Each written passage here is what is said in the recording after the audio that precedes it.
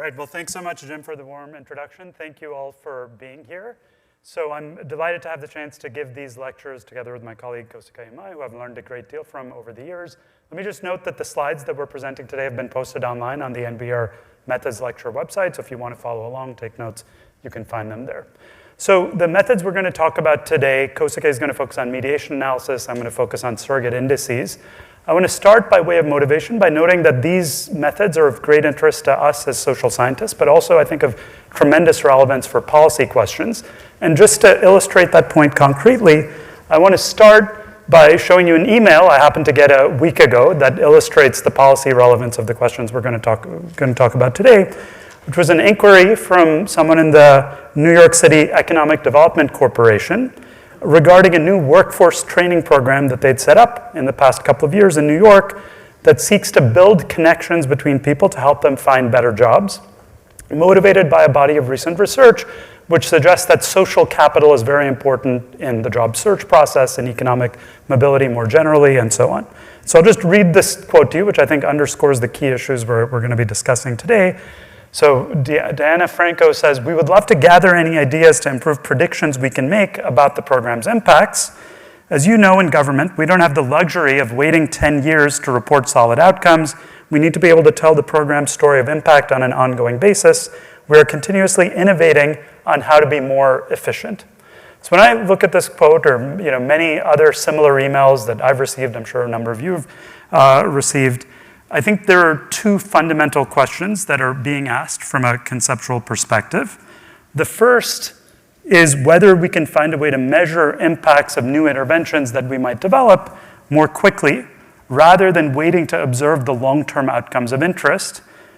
In this case, changes in career trajectories, for instance, emerging from this new approach to job training. Can we figure out some way, as she says, before 10 years to figure out the impacts of this program? So that's sort of a prediction problem. Can we find perhaps intermediate outcomes that are going to tell us within a year or two what we might expect to see in the long run? A more general version of that question, a variant of that question, is when we can measure a primary outcome of interest. So take a development economics context where I'm interested in measuring someone's income. It's hard to collect data on everyone's incomes, so I end up using some proxies, remotely sensed variables in the context of an application I'll talk about that relates to a paper that was presented earlier today in the econometrics session. In that case, where we can measure the primary outcome directly, are there conditions under which we can use proxies in order to make inferences about the outcome we're after, income in that example? So that's one class of questions embodied in the example that I started out with. A second class of questions is about the mechanisms that are underlying the impacts that we find with a given intervention. So if we think, based on prior work, that connections and social capital matter for finding a job, understanding why that's the case can be very helpful in figuring out how to make a program more efficient. Is it about the job referrals that you get from being connected to different people? Is it about information? If it's about one or the other of those mechanisms, maybe we can develop a cheaper program that specifically focuses on giving people relevant information or giving them certain types of job referrals. And so understanding mechanisms from that perspective is really critical for innovating to improve efficiency. And more generally, it's going to be essential to understand why a program's working, where it might work best, where we should be scaling it up, and so on. So in this lecture, we are going to be interested in understanding both of these questions. Now, what is the connection between them? Why are they combined into a single session? They both fundamentally involve the analysis of intermediate outcomes, either as predictors in the first case or as mediators in the second case. And so the goal of our lecture today is going to be to give an applied introduction to methods to answer these two classes of questions. So here's how we're going to organize the lecture. I'm going to start in the next 10 minutes or so by giving some motivating applications to give a concrete sense of the kinds of issues we're talking about, drawing on some recent examples from the economics literature. I'll then hand it over to Kosuke, who will talk for about an hour and a half on mediation analysis. And then after the break, I will talk about surrogate indices, the prediction problem that I started out with, and the modern theory that's emerged around those questions, and then finally wrap up by coming back to the applications that I start with, and giving some recommendations for empirical practice going forward. So let me start with a first motivating example that's directly related to the email I showed on the first slide about network effects and peer effects and why they might matter for outcomes. So this is a nice paper by Catan, Salvanes, and Tomine that's going to come out in the American Economic Review, where they analyze the effect of having high school peers whose parents attended elite colleges. And they ask, what is the impact of having more peers who attended elite colleges on your own probability of attending an elite college? Is there a peer effect there? So their research design is one that's been widely used in the prior literature. It's to exploit finite sample random variation and cohort composition across cohorts. So just by chance, you might end up being in a cohort, because schools are not that big, you might end up being in a grade where there are more kids whose parents went to elite colleges, and I might end up being in a class where there are fewer kids whose parents went to elite colleges, and we're basically going to compare our outcomes and see if you are more likely to go to an elite college than I am. So they implement that analysis with Norwegian administrative data, and they find that a 1 standard deviation increase in the share of peers with elite educated parents in your school cohort increases the chance that you down the road go to an elite college by 2.6 percentage points. Relative to a mean of 10%, it's about a 25% increase, a pretty sizable impact of the composition of your peers on downstream outcomes. So that is an interesting finding in and of its own right. But what I think makes this paper striking and particularly valuable in the context of understanding what's going on here is that we can go beyond documenting this reduced form effect to unpack what exactly is driving this reduced form relationship. So in doing so, it's very useful to enumerate essentially the potential causal pathways that one might think about. If you think about the model for what might drive the link between the treatment variable and the ultimate outcome, in the paper, they discuss a number of pathways, which I think are quite intuitive, and there might be others as well. But, for instance, one possibility is that when you're around a group of kids whose parents went to elite colleges, you learn more about how to apply to those colleges. Maybe there's an application effect. Another channel is that when you're around kids who are maybe very motivated, have been exposed to a lot of education and so on, you yourself start studying harder. There's a peer learning effect. There could also be channels in the opposite direction. There's a recent literature which suggests that there could be important relative rank effects, where if you're in a class with lots of other high-achieving peers, the teachers may essentially grade on a curve, and that may actually have a negative impact on your future outcomes. So unpacking which of these things is going on is extremely important, coming back to the initial policy question. If it's about applications, and we're trying to come up with a targeted intervention where, perhaps it's not possible to integrate every classroom better, maybe we can offer targeted application assistance, or maybe we can figure out how to change learning outcomes. Understanding the mechanisms here, of course, can be quite helpful. Now, let me note that this way of representing the outcomes is something you will see repeatedly in this lecture, and in and of itself, I think, is just a useful visualization tool. In the statistics literature, this is called a directed acyclic graph, or just a DAG for short. It's a representation of the causal mechanisms where the arrows show one variable influencing another. And this method of representing causal effects was popularized by Judea Pearl. It is now widely used in a number of different applications in statistics. So we will return to this kind of representation repeatedly in various contexts. So here's one example where, in the economics literature, we're interested in understanding these causal mechanisms in order to make more informed recommendations going forward. Let me give you a second example, which in some ways is even starker in thinking about why we might care about the underlying mechanisms rather than manipulating the original treatment itself. So here I'm going to draw from some work I've done with my colleagues Gaia Dossi, Matt Smith, John Manrinen, Owen Zadar, and Eric Zwick, where we analyze the determinants of returns to entrepreneurship in the United States using data from anonymized tax records. And let me start with just a simple plot that illustrates the key issue, one of the key issues we're interested in, which is to look at what your odds are of starting a highly successful firm in the United States, defined as a firm in the top 10% either by revenues or by number of employees based on subsequent corporate tax returns, versus your parents' income. So there are 100 dots here, one for each parental income percentile, and we're just plotting using panel data the probability that you go on to start a successful firm. And you can see there's a sharp upward sloping convex relationship here, such that kids born to parents in the top income decile are about 3.4 times more likely to start a large business than those born to parents in the bottom 90%. Now, once again, I think this is a case where it's even clearer why we're interested in understanding mediating mechanisms. If you think about the treatment here as being the birth lottery, do you by chance happen to be born to parents on the right side of this graph or the left side of this graph? It doesn't really make sense to think about manipulating that reduced form treatment directly. It's not obvious how you would swap kids in that birth lottery. But you might be interested in understanding, what is driving this relationship so that, maybe down the road we can figure out how to encourage more of those kids from lower income backgrounds to start firms that, perhaps might be successful down the road. So how can we think about that? Again, it's useful to use this DAG representation. We've got this initial treatment variable in some sense of parent income. We've got the ultimate outcome of interest of starting a firm. What are some pathways through which these variables might be linked? Well, one natural pathway to think about that people in the entrepreneurship literature have spent a lot of time considering is the idea that startup capital might matter. So if you have richer parents, you might have more money. You need money to start a firm.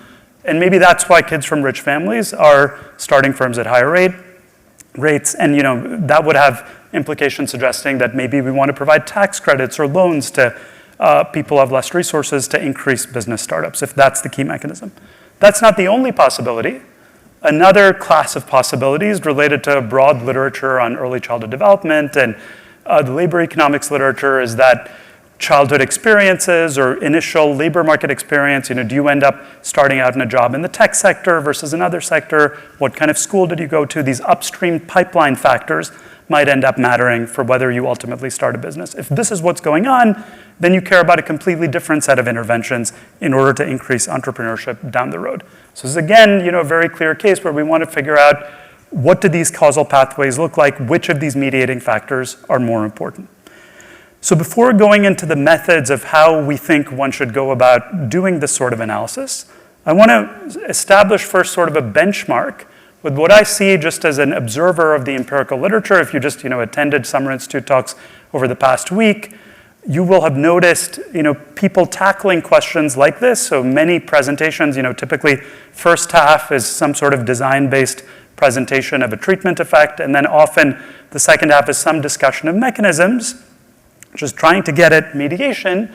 And the most common way that I think people tackle this in economics at the moment is to control for endogenous mediators. So for instance, suppose I take the question of how much of the difference in entrepreneurship rates between kids from low and high income families is explained by differences in access to capital.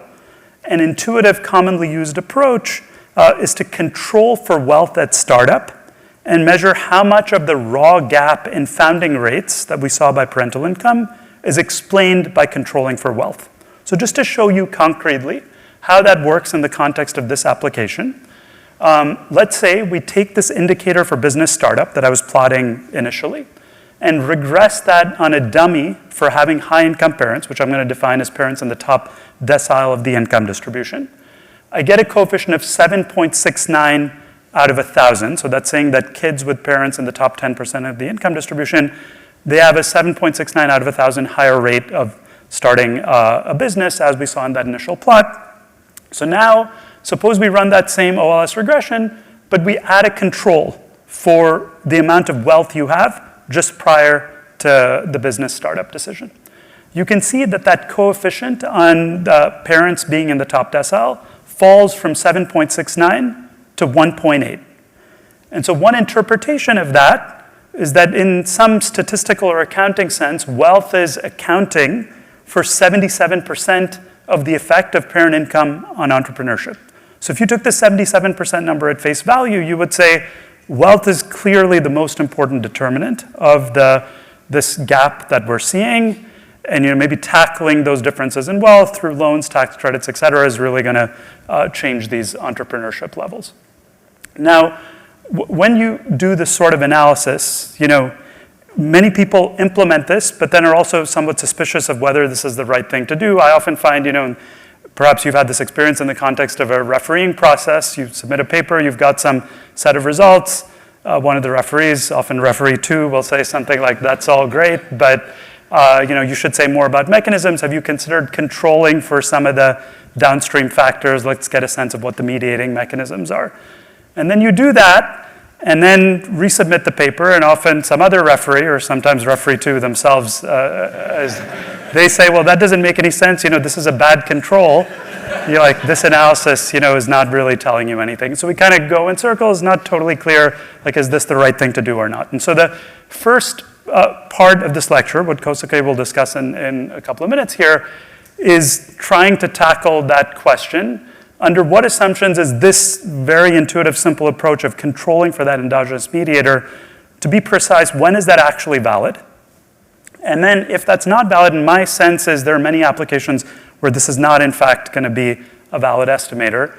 How can we identify the role of mediators when those assumptions fail? So that's part one of the lecture. That's the objective.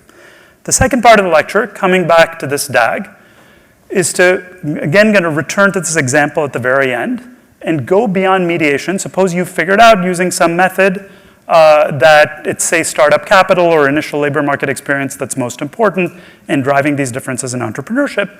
Well, you might be interested in understanding not just how to have more entrepreneurs, but to say something about what the marginal returns of those new businesses are going to be. So suppose you figured out how we can induce more people to start businesses.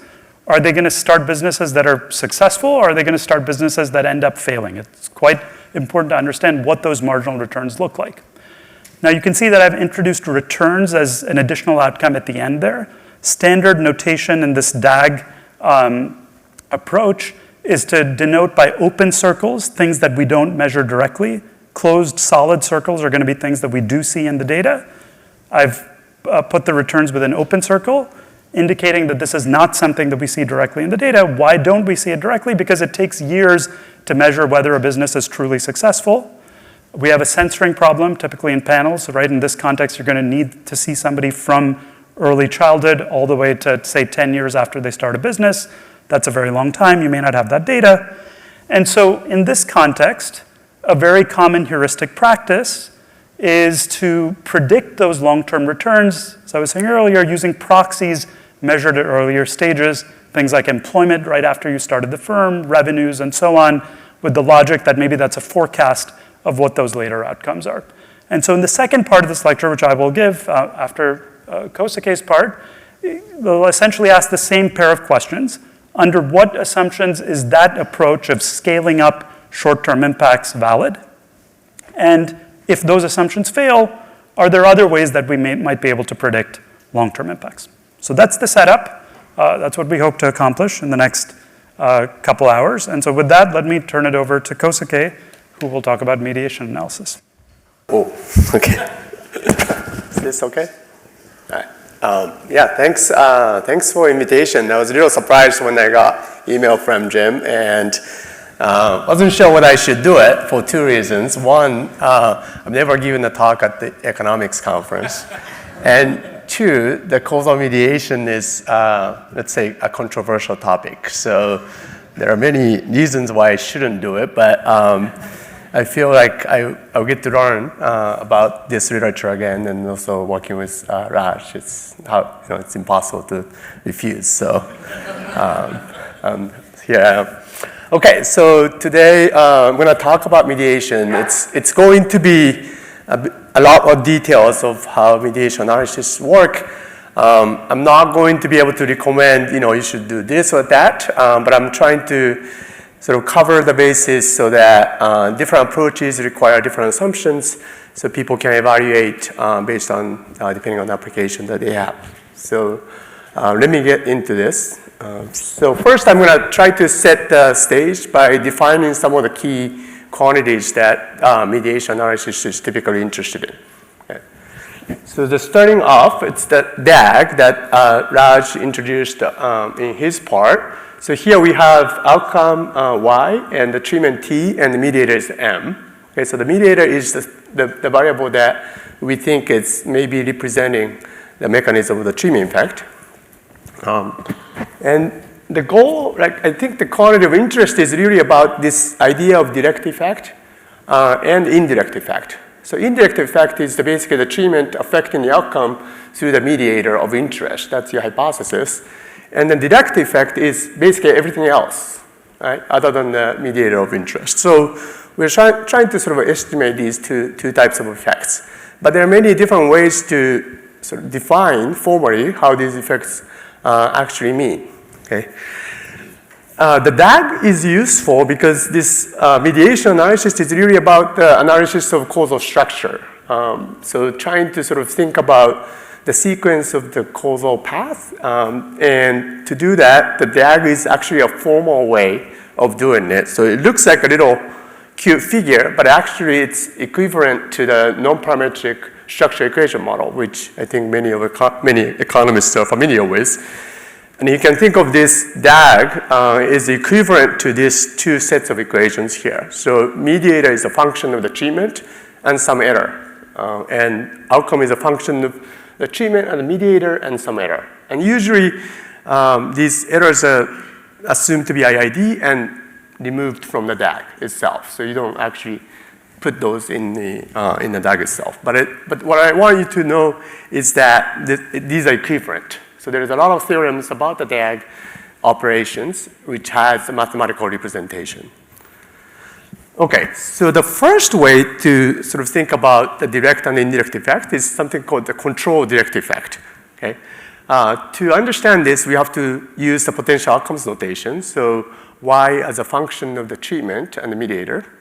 Okay, so this is the outcome that would be realized if the treatment is set to the little t and the mediator is set to the little m. Okay. So the definition of control direct effect is pretty intuitive. So you're basically changing the treatment from 0 to 1 while holding the mediator constant at the particular value m. Okay?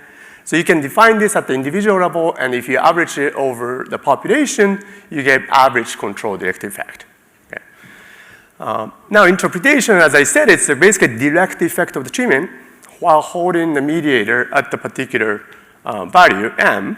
And you can also think of it as an effect of joint intervention on T and M, because at the end of the day, you're both intervening on the treatment as well as the mediator. Okay. If M, the mediator, fully captures the treatment effect, then the control direct effect would be 0. Okay. Because the treatment itself is not having any impact on the outcome, because the mediator is fixed. Okay. You have to also be careful about this control direct effect because the value you set, the mediator value you set might matter. So depending on which value you pick, so if it's a binary mediator, you might set it to 0 or 1, but depending on which one you pick, you might have a very different estimate of the control direct effect. Okay, so the interaction effect can be an issue. Okay, next is the natural indirect effect. Okay, so this contrasts this with control direct effect. Natural indirect effect is a little bit more complicated. Okay. So here, this is the indirect effect. Okay, so this is the path going from the treatment to the mediator to the outcome.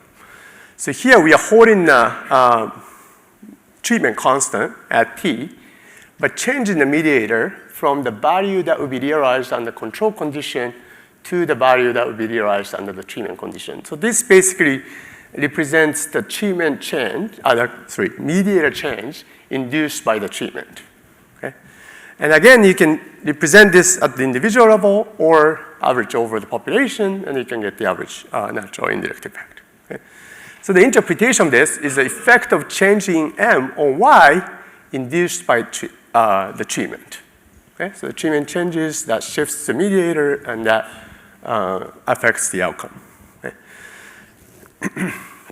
Okay, if there's a 0 treatment effect on M, so if the treatment have 0 effect whatsoever, then obviously the natural indirect effect would be 0.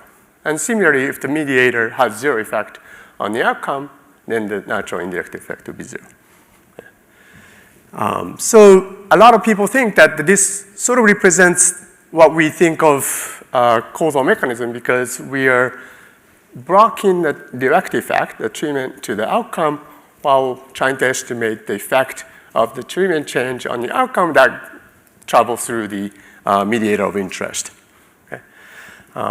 Again, if you have, this is a complete mediation. So if actually mediator captures the entire treatment effect, then you can show that natural indirect effect is equal to the treatment effect. Okay? So there's no arrow, direct arrow from the treatment to the outcome. Okay. Now, why people might be interested in natural indirect effect? Because it leads to the treatment decomposition. Okay?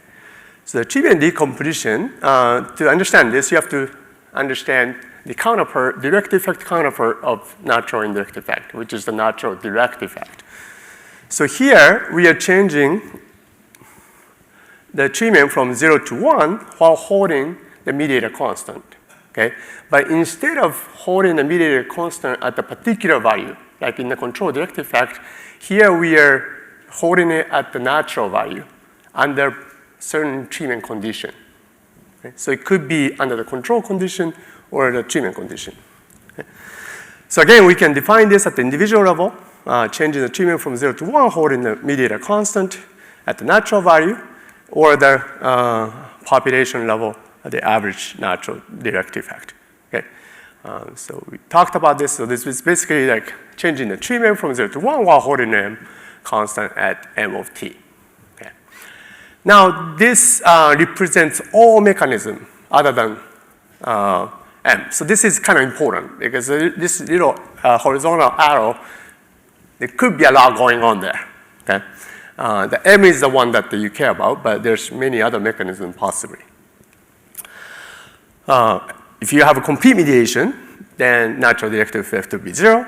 And if there's no mediation, the natural direct effect would be equal to the treatment effect. Okay.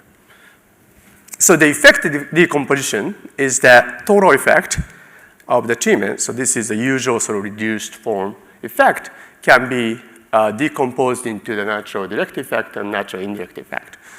Now the treatment value that you set is actually the opposite, but the decomposition works this way, and you can also think of it as if it's a binary treatment, you can add all those and then take an average, and that becomes the treatment effect. Okay, so the part of the reason I think that people are, some people are attracted to the natural direct effect, natural indirect effect, is that there's this decomposition, whereas the control direct effect doesn't really have that counterpart. Okay. All right, so not many economists do mediation analysis, so I had a hard time finding one. But I found one in Journal of Human Resources. So there, the Chen et al., the authors had the data on Taiwanese families. So they're looking at the educational attainment of the oldest child who's female. And the treatment here is whether you have a brother or sister. Okay? And in a society where the boys are more preferred by certain families, having the boy might lead to fewer siblings. Okay, so that's number of siblings is a mediator. So there could be a sort of multiple gender bias potential, and you can think of direct effect here is that having brother maybe takes away resources from a female child if the parents decided to invest more on the brother. On the other hand, there might be an indirect effect. So having a brother means that maybe the parents will stop having kids, and that will lead to a greater resources, so there might be a positive effect. Okay, so that's sort of the hypothesis. So you can sort of imagine that in this setting, maybe direct and indirect effects may have opposite signs, and they may cancel out. Okay, so you can sort of interpret the control direct effect and natural direct effect and natural indirect effect in this context. So the control direct effect would be just the effect of having brother while keeping the sibling size constant at the particular fixed value, for example, 2. Okay. Whereas the natural direct effect would be keeping the sibling size constant at the value that would be realized if the second child were a boy.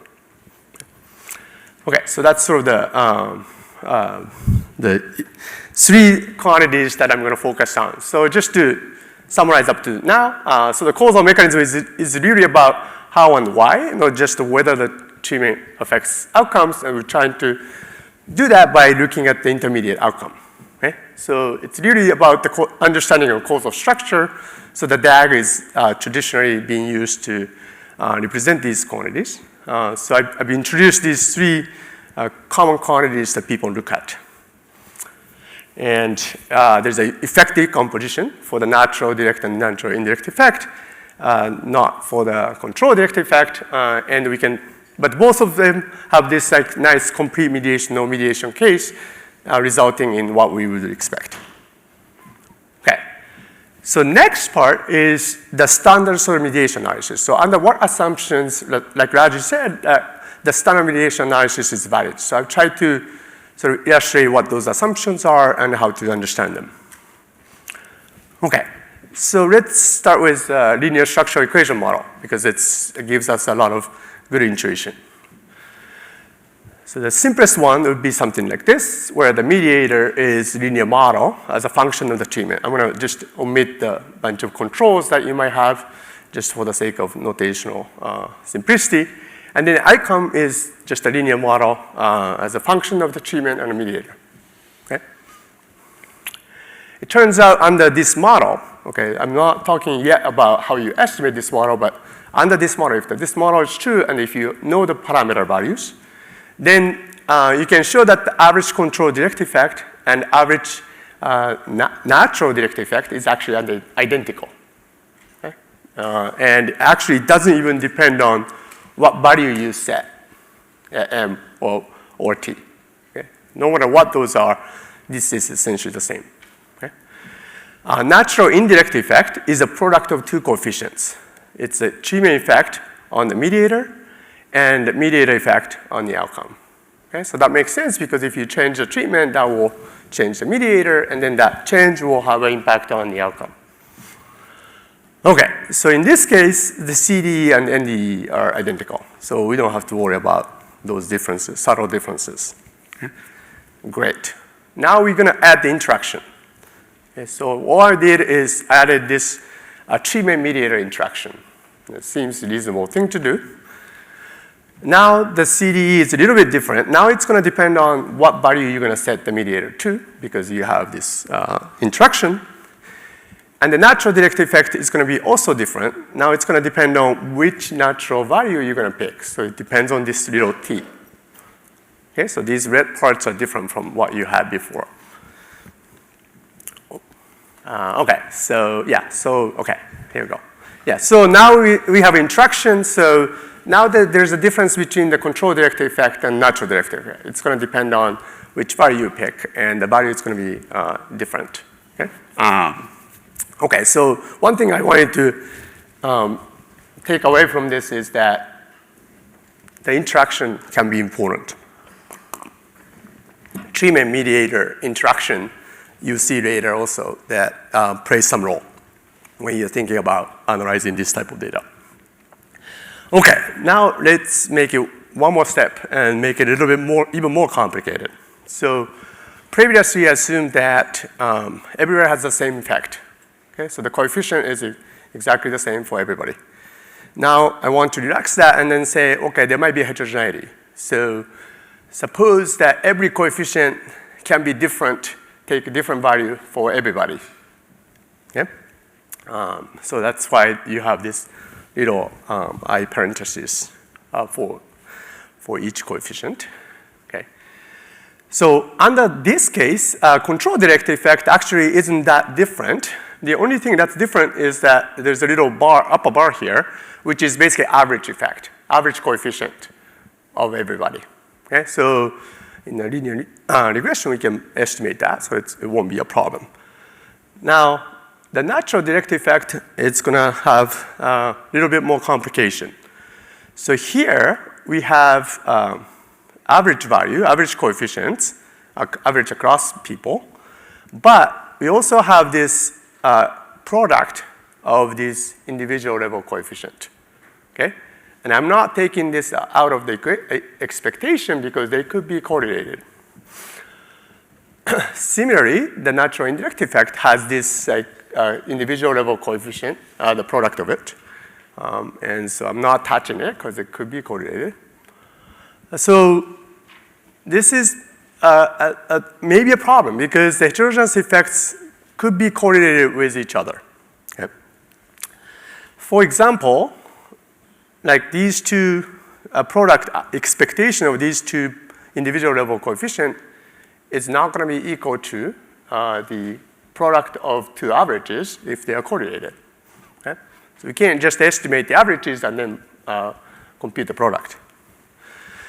It's also possible that the average effect is positive, both positive, but the product, average of product could be negative if these individual level coefficients are negatively correlated, right? So if you had for example, if you had a positive effect, people who have positive effect of treatment on the mediator are likely to have negative effect of mediator on the outcome, then you got the product to be, right, the average of the product to be negative.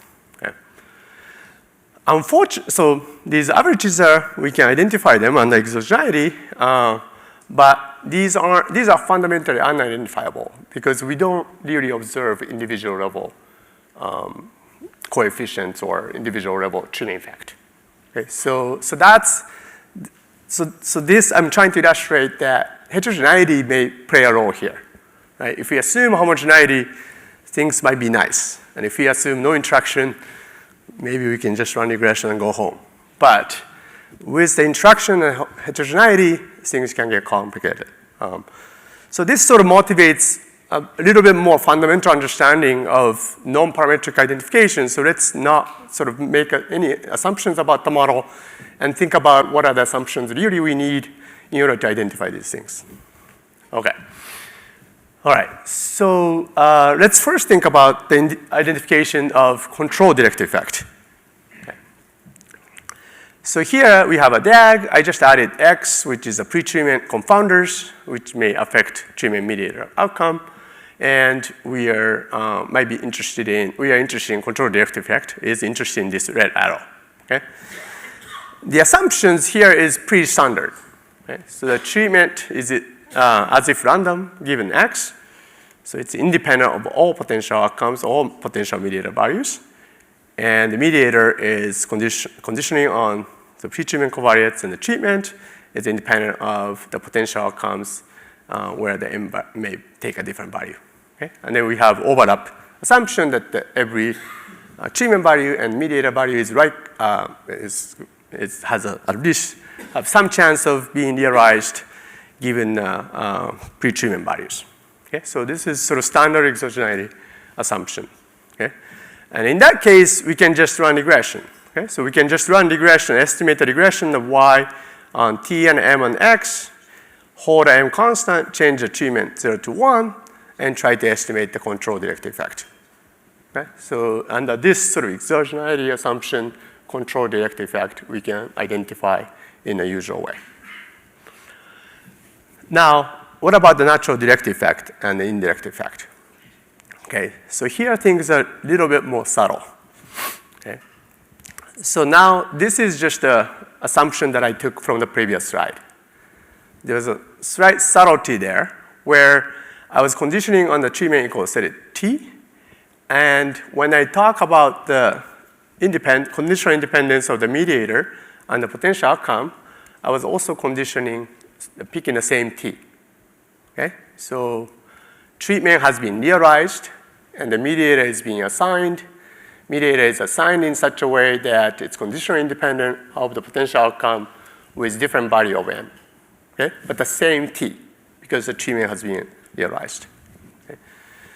Now, this M, you can also write it as M of T, because the treatment is conditioned as T. Okay?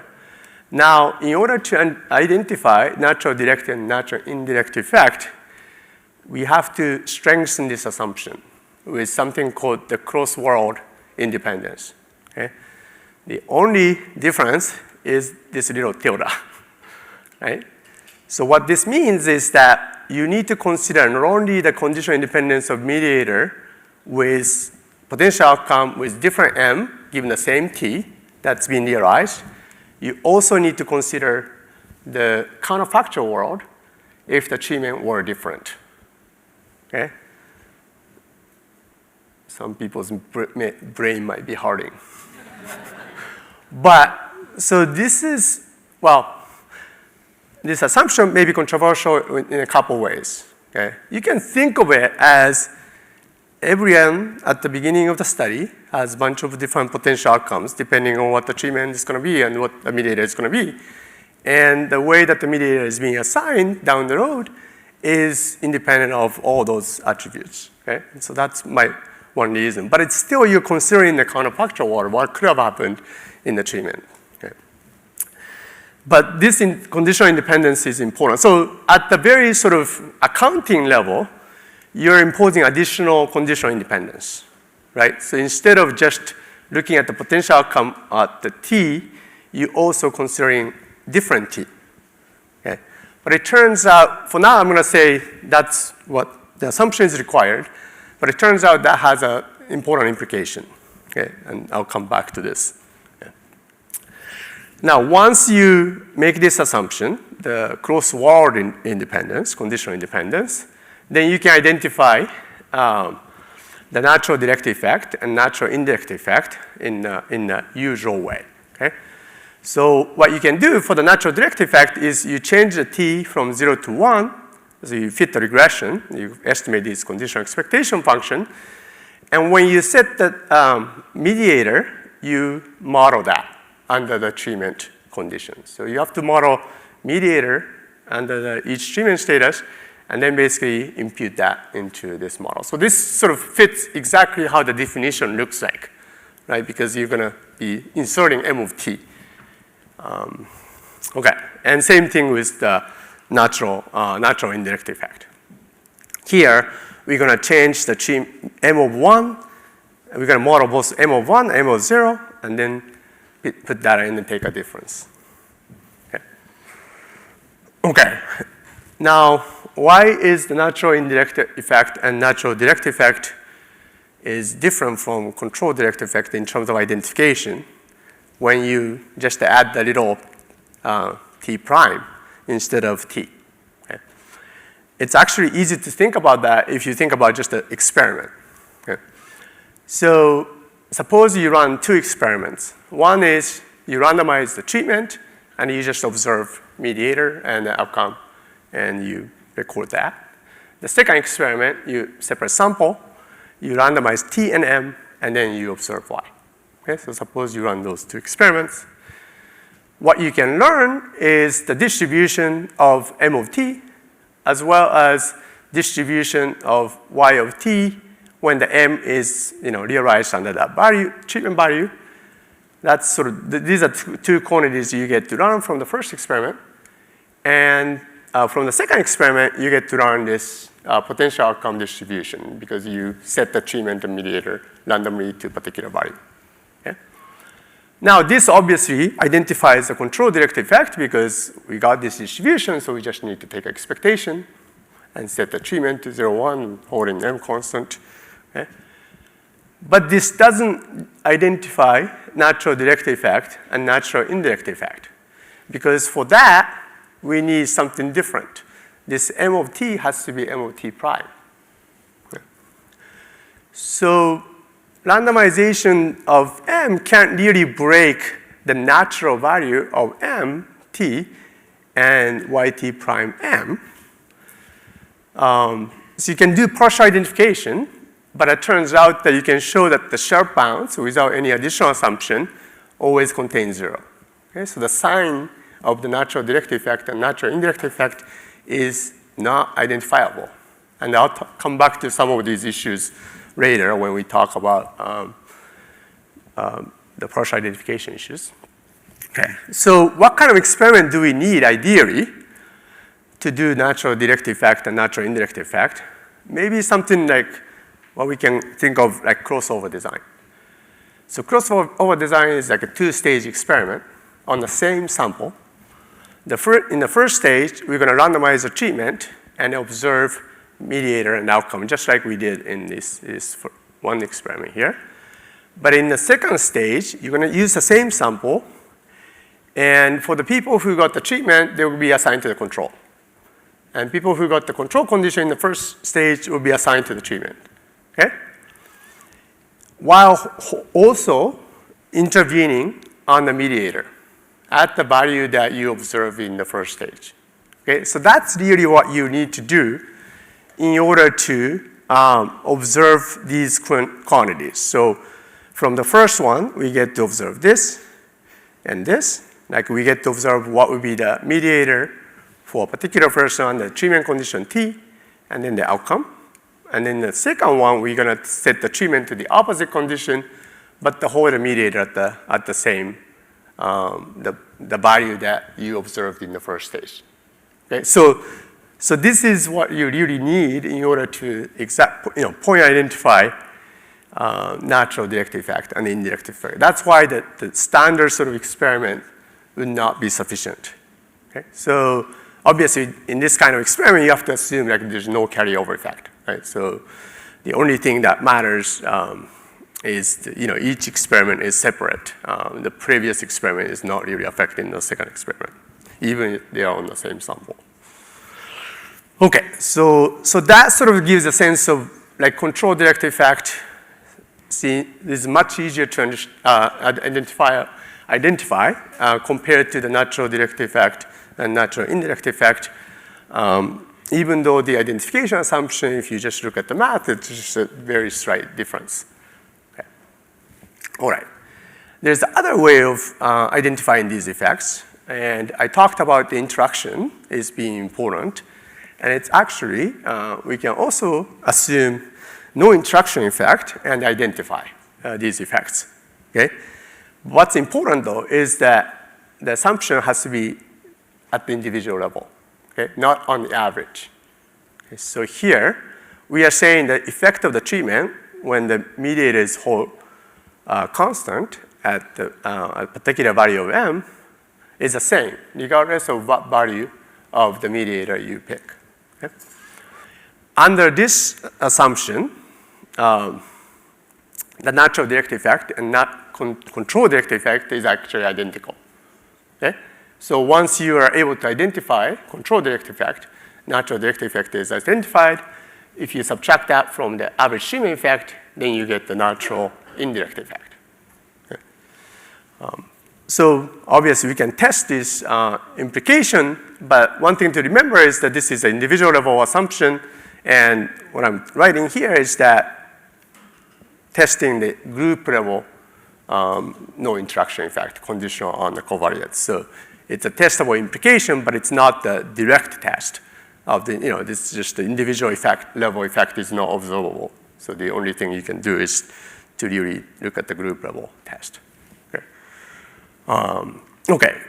So if you're willing to make these type of assumptions, maybe perhaps like conditioning on many covariates, the homogeneous group, but without sort of this kind of strong assumptions, natural direct effect and natural indirect effect is difficult to point identify. Okay. We talked about the estimation, and so I'm going to just go very quickly here.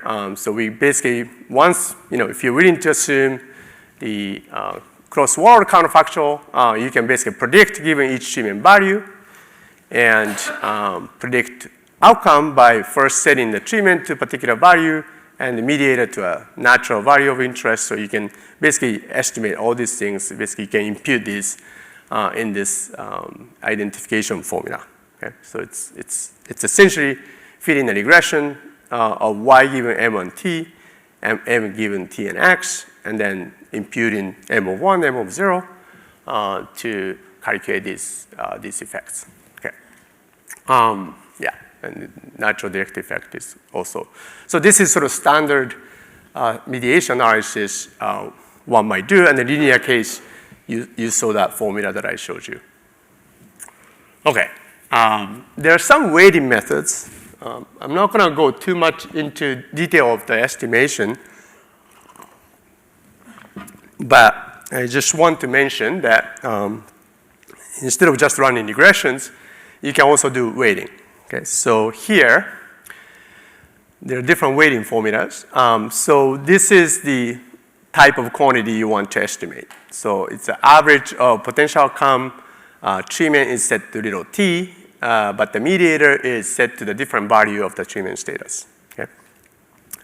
So one way to do this by weighting is to first estimate the conditional expectation function. So y given m on t and x. And because we want to set the treatment to little t, we're going to look at the conditional expectation function when the t equals little t. Okay? Now, m needs to be m of t prime. Okay? So we take the observation that it's actually the t equal t prime, and then do the weighting to get this quantity. Okay? So that's one way. Another way is to do double weighting. So you can think about outcome weighted by the inverse probability of treatment, assignment, and the ratio of the mediator ratio, okay?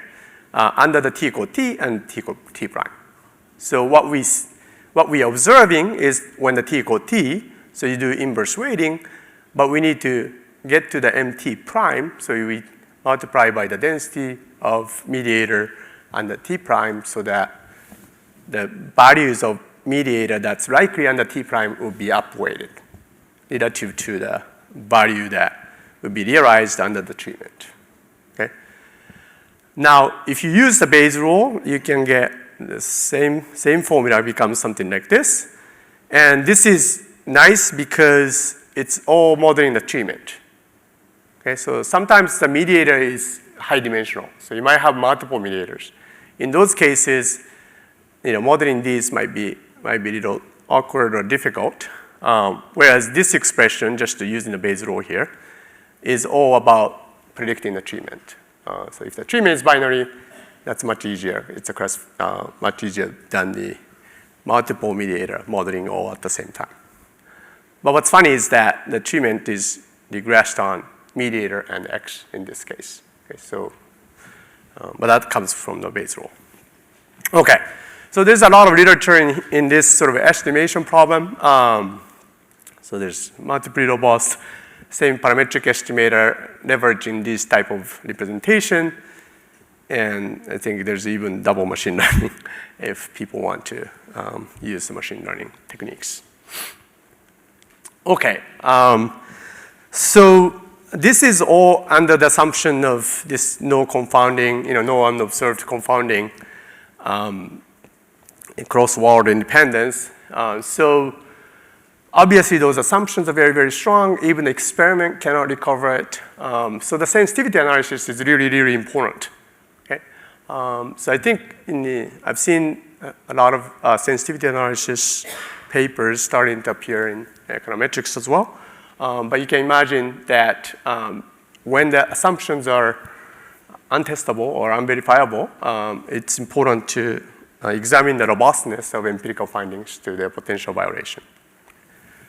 So the question here is how large a departure from the key identification assumption must occur for the conclusion to no longer hold. Okay. Now the most controversial assumption is this second part, this cross-world counterfactual assumption here. So question is, what would happen if this independence is actually not true? How do we know what estimates you might get? Okay. So let's go back to the linear structure equation model. It doesn't have to be linear. You can make things more complicated, but I'm going to just keep it simple here.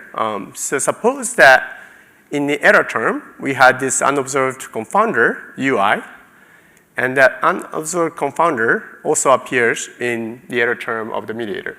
Okay, so this is the sort of standard omitted variable bias where these two things are, the errors get correlated because there's this unobserved confounders, both affecting the mediator and the outcome. Okay? And you have coefficients lambda in front of it. Okay? So how much does this unobserved confounder have to matter in order for your results to go away? Okay? So that's the question.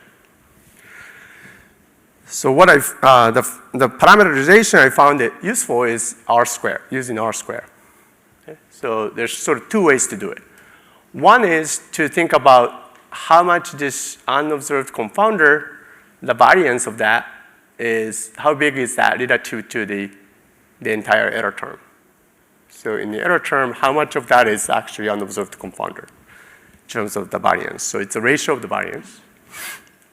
Okay.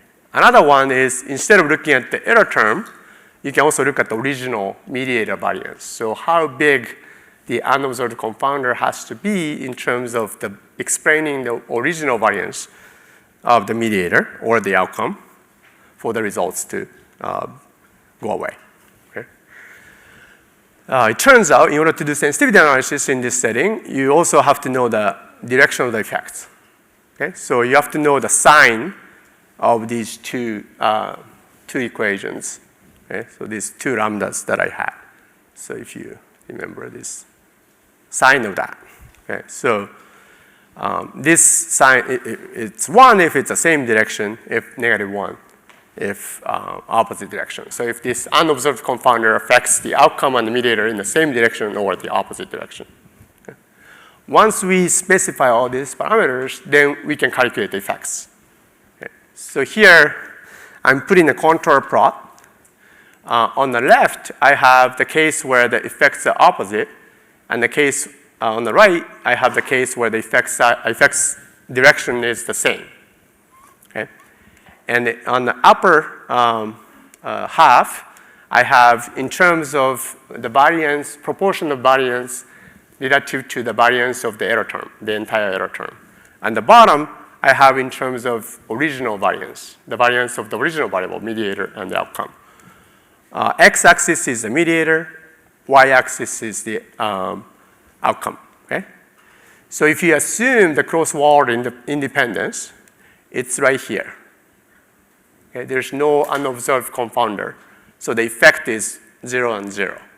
When R squared is 0, both 0. So it's, in this case, it's like a negative 0.5 or something like that. Okay? As you increase the amount of confounding in these directions, the effect changes. So you can sort of see that the effects become more and more negative in this case. Yeah? If the signs, direction of the effects are the same, then actually effects start from here, and actually at some point it flips. So if you had like 60% of original error variance in the mediator equation is being explained by the unobserved confounder, and also 60% of original error term in the outcome equation being explained by the unobserved confounder, it might become the positive effect instead of the negative effect that you reported when you assume there's no unobserved confounding. Okay, so this kind of plot can tell you how much, you can sort of quantify how much this unobserved confounder has to matter in order for your results to have different signs and all that. If you do it in terms of original variance, then it's bounded because there's some treatment and other variables are in there already explaining some of the variances, so it's all bounded. And so you only need to look at these areas. So this is sort of the sensitivity analysis. Now, people who don't like sensitivity analysis always said, well, okay, you can tell me how sensitive you are, but you don't know what the truth is. Like, come on. Well, that's what the sensitivity analysis, the limitation of sensitivity analysis. But at least you can quantify what that effect size might be. Okay. All right, so just going back to the same application. So the authors did some standard analysis in that paper. Although it was buried in the appendix. It was discussed in the main text, but the results were actually in the appendix, which is kind of interesting. So I had to look through the appendix to find out the effects. Okay, so this is the model they fit. So it was the interaction here. There's an interaction term here. The outcome is a universal admission, so it's a binary variable. The treatment is the second child is a boy, and the mediator is the sibling size is, they have different operationalization, but the one I'm going to show you is whether they have additional child after the second child. Okay. So here's the estimates, and it's kind of precisely estimated, but it's tiny. Okay. So this is like, if you think about this as binary, so it's like less than 1 percentage point change. The average effect is essentially 0. The signs are sort of in the expected direction in the sense that the direct effect is negative, so there is, that's sort of if the female child is being biased against, it's negative effect, but the indirect effect is positive. So having the male, having brother may lead to a smaller sibling size, and that might free up some of the resources. Okay. And I'll show you some other estimates under alternative methods a little later. So just remember that effects are tiny. They also fit, actually, I can discuss this in the main text, but the results are all in the appendix, as a random coefficient model, which I thought was very interesting because I told you that in the linear model presentation, I talked about heterogeneity. So one way to address heterogeneity is to do a random coefficient model. Obviously, this type of model assumes a distribution of the effects. So they put the normal prior on the random effect. So they do some address, they do consider some heterogeneity here. You can do sensitivity analysis with this type of random coefficient model without making some of those assumptions, but yeah, so that's something that I was impressed to see the authors doing that. Okay, so just to take away of the standard analysis that people often do, so there are two key assumptions beyond usual exogeneity. In the linear structural equation model world, there's a homogeneous effect and no interaction. So these two things actually seems innocuous, but it actually comes and bite you when you do mediation analysis. Okay. Under these assumptions, everything is simplified. But once those assumptions are relaxed, there are subtle issues that I just discussed in terms of both identification, but also that control direct effects and natural direct effects become very, very different. Okay. I showed you some sort of basic non-parametric identification analysis. The control direct effect is identifiable under standard exogeneity assumptions, but the natural direct effect and indirect effect requires this cross-world independence. Okay. If you're willing to assume no individual level interaction, then you're back to the simpler world where you can treat everything as essentially the same. Okay.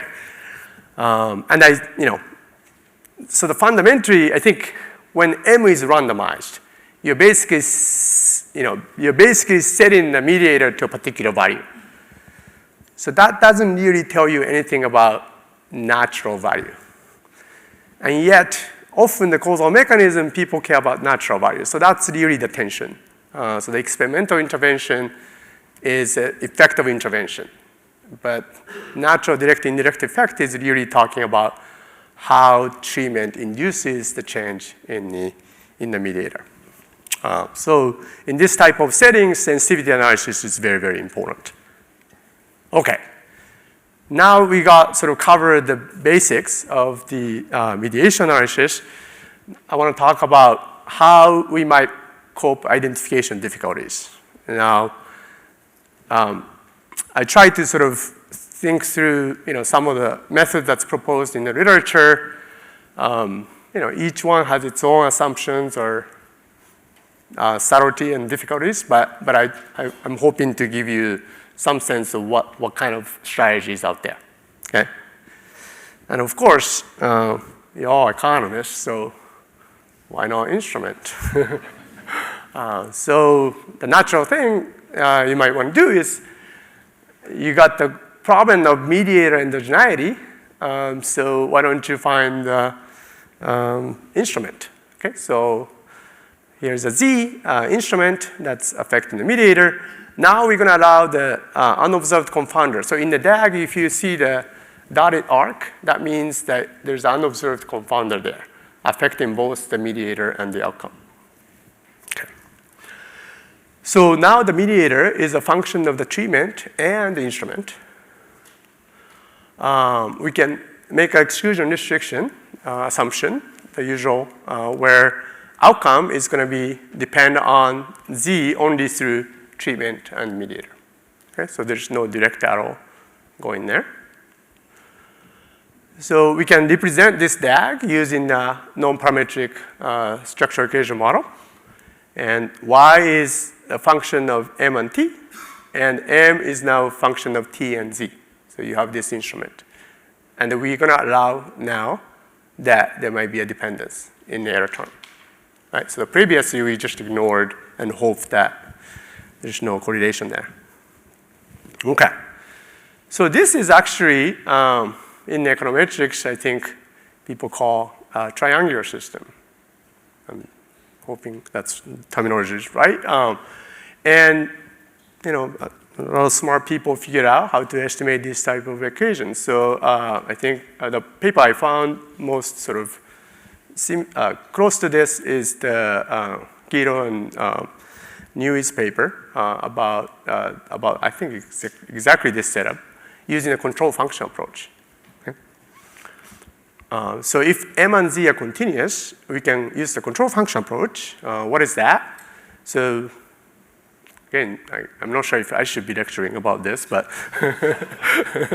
so we're going to assume that the instrument is independent of these error terms. Yeah?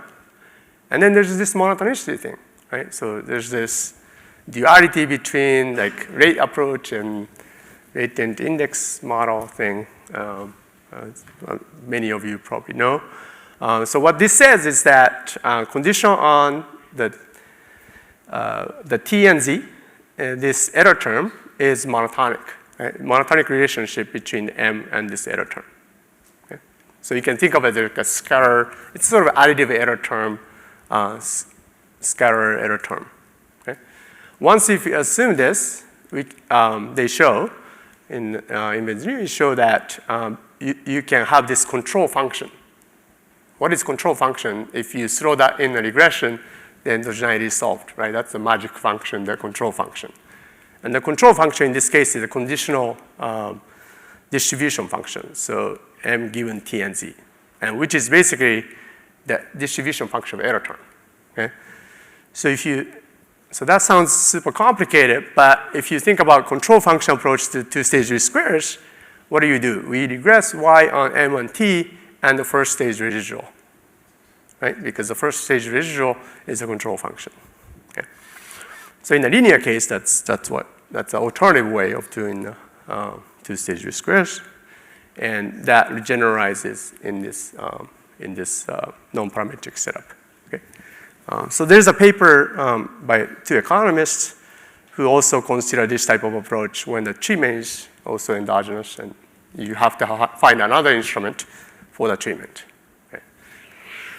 Okay, so it turns out this application, these authors did the IV analysis. So let's see how they did it. So their instrument in their context is having twins at the second birth. So the second birth is the twin. Okay? So if you think that's random, then we can think of that as an instrument. Okay? So all they did is the mediator now has a mediator equation has a Z, and actually they also included the interaction between T and Z. Okay? So what are the assumptions? Well, it has exogenous instruments, so having the twin is random, conditional on X. Obviously, having twin means more siblings, so it's right. Got one more at least. Okay, all right. If I weren't videotaped, I would give a funny story, but I should keep going. Okay, so the exclusion restriction basically says that having twin affects the outcome only through the sibling size. Maybe not. Yeah. Okay, so when you do this by just the two-stage least squares, you get this result. So this is the previous results I showed you using the standard analysis, and this is the IV analysis. So in the IV analysis, actually the effects are a little bit bigger. So it's 2 percentage point increase, or decrease, sorry, natural direct effect in the college admission. And the indirect effect is about the same. So what's interesting is that they're sort of, they have different opposite signs, and so the average treatment effect is essentially 0, but these two are quite different. Okay? And when they did the control direct effect, they controlled it at the average value of M. And that one is not statistically significant, it's pretty small. But the natural direct effect and natural indirect effect is sort of consistent with what they were expecting. Okay, so that's sort of the one approach, like instrumental variable approach. Okay, other approach is something we can call complete mediation analysis. So in statistics, if you don't want to make assumption, but you still want to use the assumption, one way to get away is to do a hypothesis test. And then you say, isn't that assumption interesting? Let's test. Okay? Because in the statistical hypothesis test, you get to pick a null hypothesis. And you get to assume that's true. Right? So that seems a golden opportunity for people who are interested in mediation. Okay? So suppose we want to test complete mediation. That is, the mediator that I got is perfect. It explains all the treatment effect. Okay? So here, I'm assuming the treatment affects the outcome only through M. Okay? Under this null, we can do the test. So here's a DAG, that's how it looks like.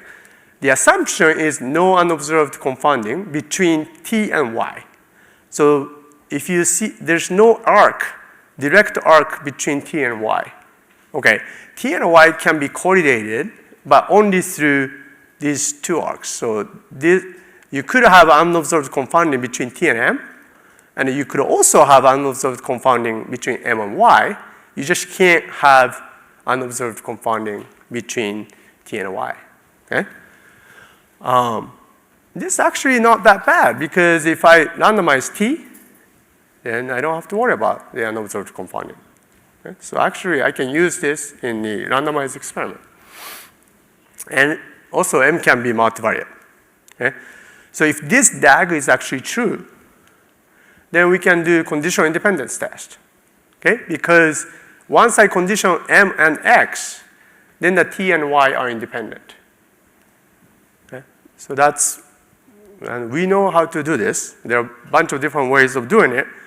One way is to do regression-based tests. So you have to condition M and X, so you might purge those effects and get the residual, and then the residual should be independent. Okay? Or there's other fancier tests, like kernel-based tests.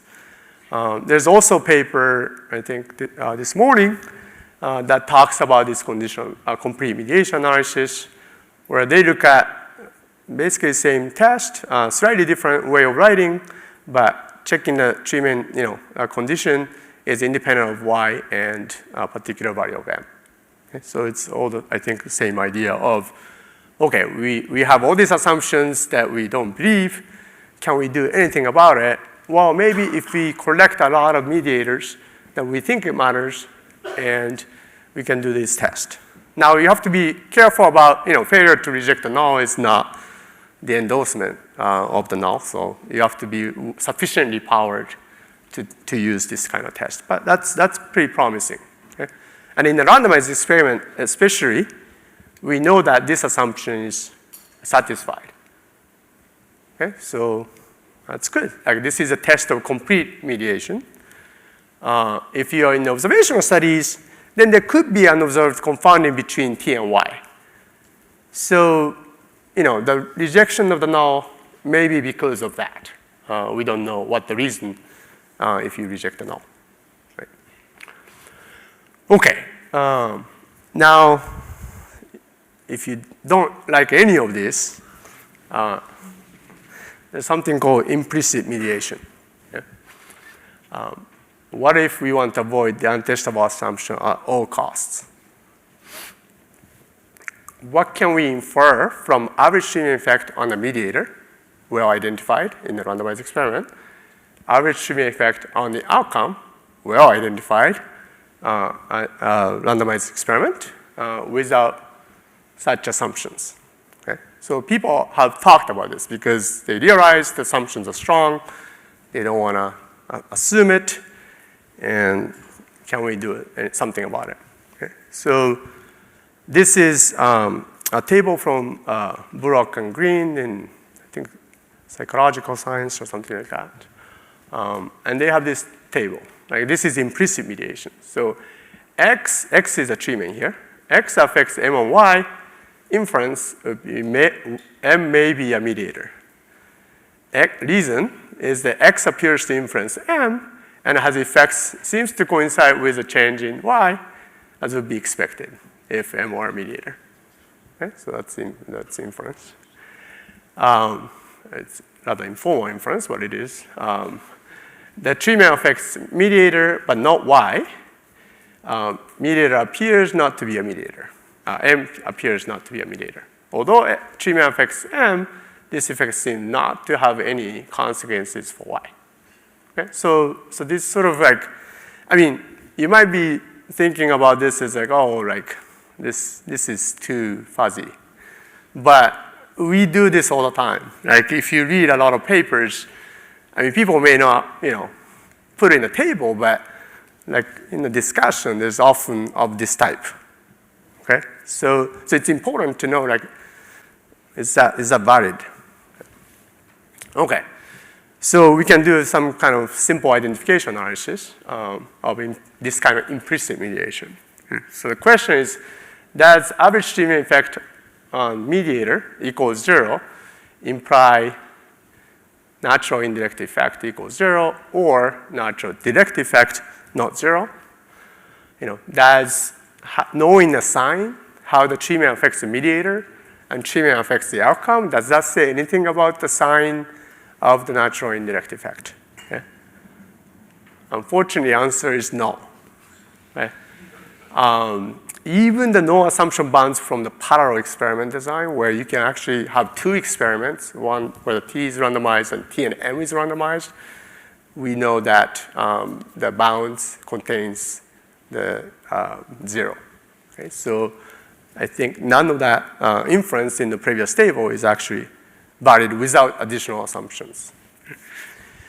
You can sort of get a little bit better intuition by the following decomposition, which I find it to be quite helpful.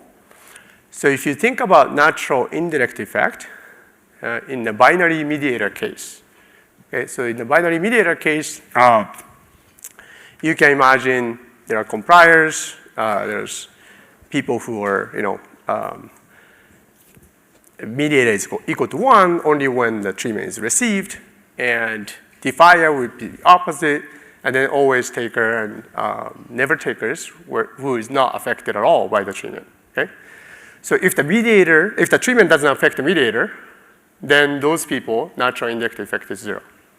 Okay? So the only people who matter is the compliers who are affected by the mediator and the defier who is affected by mediator in the opposite direction. Okay? So that's why we have this negative sign, because it's opposite direction. Defier and the compliers are affected by the mediator in the opposite direction.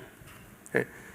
And these little p's are the proportion of compliers and the proportion of defiers. So you can decompose the natural indirect effect into these different types.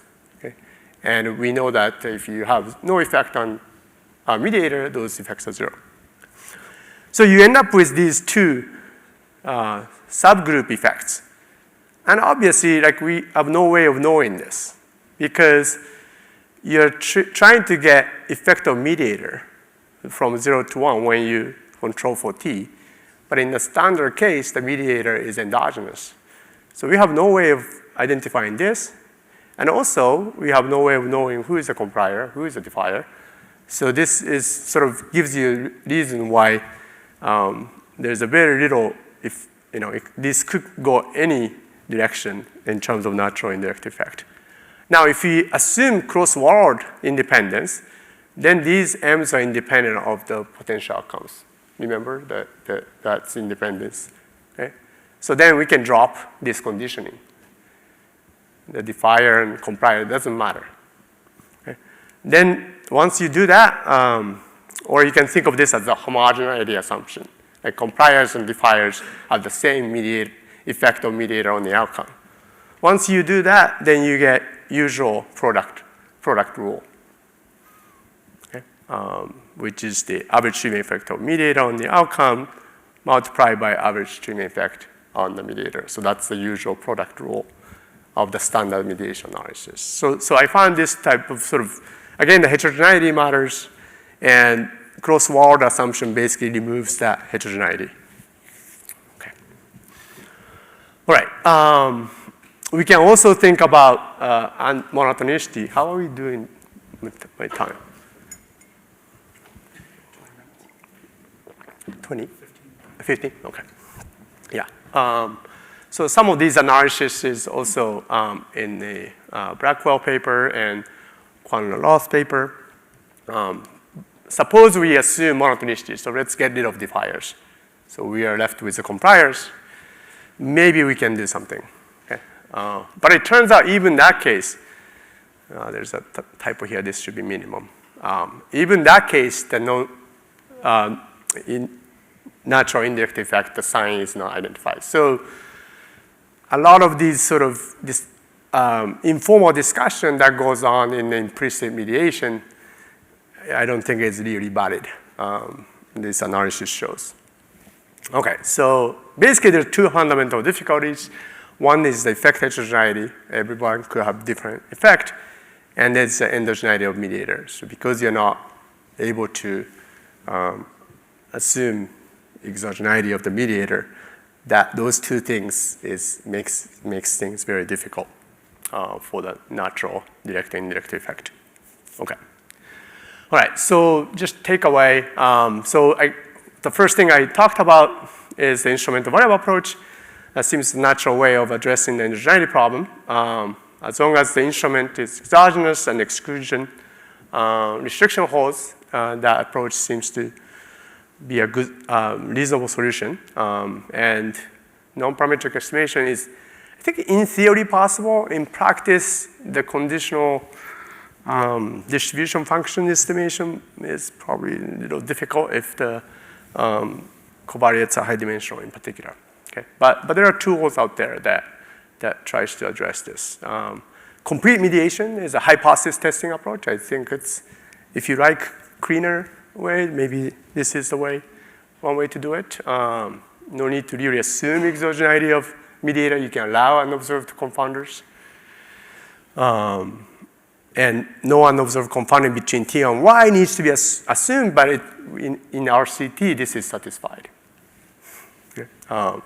And the implicit mediation is attempt to sidestep assumptions, like from the sort of methodologist point of view, that's always a bad move. You can never escape from assumptions. Okay, so in this case, it's pretty bad. It's not informative even about the signs of these effects. Okay, and even if you assume the treatment only affects the mediator in the one direction, even that is not going to really be sufficient. Okay. Okay. One last part is the even more complicated case, mediation analysis under post-treatment confounding. Okay, so here I'm considering the situation where there is a post-treatment confounding. So far, I only had this X. But now I have this confounder that's affecting both the mediator and the outcome, but also affected by the treatment. Okay, so we had this intermediate outcome, but between the treatment and the intermediate outcome, there's another intermediate outcome. Okay, so far we sort of conveniently ignore this, but you can imagine that could exist. Okay. All right. So now, instead of just conditioning on the treatment and X, we also have to condition on this post-treatment confounder. Okay. This is about control direct effect. Okay. Now, one be tempted to just simply control for this B. Okay. But that's invalid. I think that's something logical bad control. Okay? So this control is affected by the treatment, so you can't just add the V in the regression and then check the coefficient on T while fixing the mediator constant. Okay? So this is not equal. So this is known as post-treatment bias. We have to actually model V given T and X because the treatment affects the V. So we need to account for when you change the treatment and then see what happens to the outcome, you need to account for the fact that the V might also change. Okay. But usually this is a nightmare because the V could be high dimensional, and there's a lot of modeling that you have to do. Okay. So this directly modeling is usually not a good idea. Okay. So what most people do is something called marginal structural model. So you basically marginalize this V out, okay, by weighting strategy. Okay. So here, basically, in order to get this marginal mean for the control direct effect, you have IPW for the treatment and then IPW for the mediator, given the treatment and then the post-treatment confounder. And you use the Y to outcome weight by these weights. Okay. So this is a much easier strategy, especially when the V is high dimensional, because this type of model can be difficult to construct. Okay. Okay. What about the natural direct effect and natural indirect effect in this setting? So this one has an actual fundamental difficulty. Turns out the identification assumption is not going to be satisfied even with the observed post-treatment confounding. So the reason is actually you can see relatively easily by, again, thinking about this non-parametric structural equation model. So here we have the post-treatment confounder, V, which is a function of T, and M is now a function of TMV, and Y is a function of MVT. Okay? That's just this DAG that I had. So this DAG is equivalent to that 3 equations. Okay? Why does the cross-word independence does not hold? You can see this by thinking about V1 and the V0 is actually correlated because it has the same error term. Yeah? So we got the same error term, so these are correlated. Okay? And because the outcome is a function of V, even if you set the treatment to the opposite side for the mediator and the outcome, you still have these V's inside of it, so they're going to be correlated. Okay? So this tells you that when you have a post-treatment confounding, that cross-word counterfactual cross-word independence assumption you're hoping to hold is not going to hold. Okay? So what is the implication of that? I think one is that it gets more and more difficult to unpack the mechanism as the mediator becomes far away from the treatment. So if there's a lot of things happening between the treatment and the mediator, then there's this possibility of post-treatment confounding, which makes it difficult. Okay? So just conditioning TMV doesn't really solve this problem. So what people do? Well, people do the following. Okay? People change the quantity of interest. Okay? So here, I have the same exact DAG, except I promise this is the last DAG. I call it M1 and M2 instead of V and M, but it's the same thing. Okay? Okay, so this is same exact setting.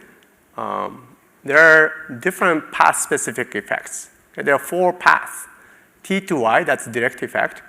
T to M1 and Y. T to M2 and Y.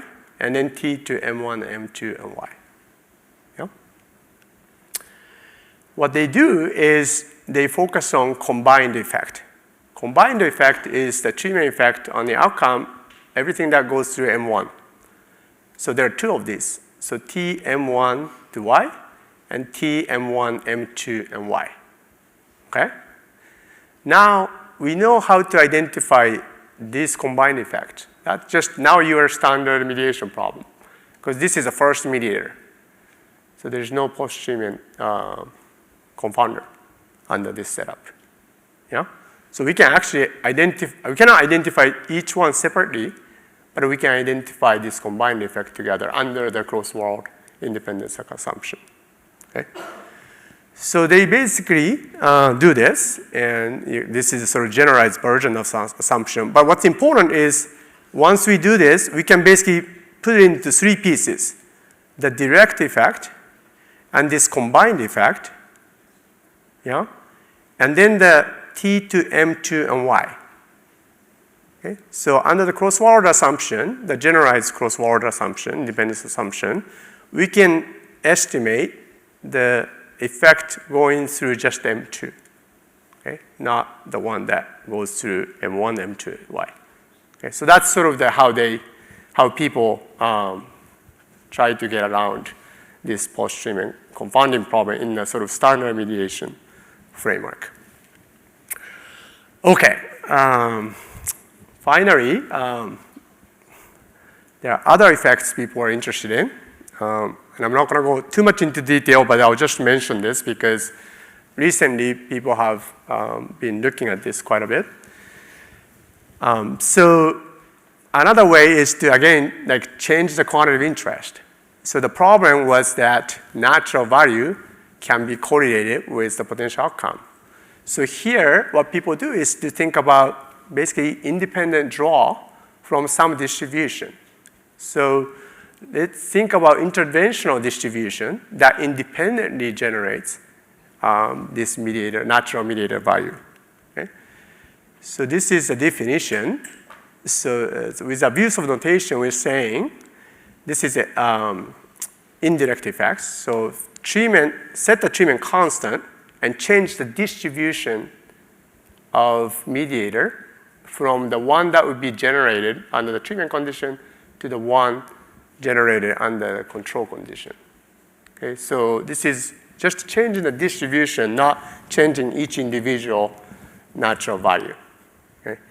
But by considering this, you basically makes it just independent, like because you're assuming the interventional distribution is an independent draw from this distribution. Okay? So you can define the average. And what's nice about that is it's sort of similar to natural independent effect, natural indirect effect and direct effect, except it's a distribution. And it's only a function of the control direct effects. So whenever control direct effect is identified, this can be identified. And usual property holds. So if there's no mediation, zero treatment effect means zero indirect effect. And if decomposition also works. Okay? Although this total effect is not the usual average treatment effect. It's a total effect in the sense that treatment is 1, and the distribution of M1 is the same what you get under the intervention. Okay? But who gets which value is completely random. Okay? Just the distribution of it. Okay, so I'm going to just skip this, but you can basically identify as long as control direct effect is identifiable. So, yeah, and you can also identify on the experiment. So a lot of people started to look at this quantity.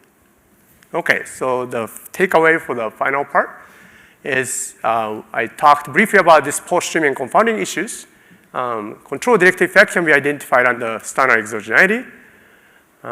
Estimation requires marginalization of the post-treatment confounders. The natural indirect effect, natural direct effect as they are, not identifiable. Okay? But you can sort of do different decomposition and focus on the different aspect of this problem, under cross-forward independence. And I also briefly talked about these alternative estimates that some people started to look at, this interventional direct and indirect effects. And this is basically thinking about interventional distribution on mediator.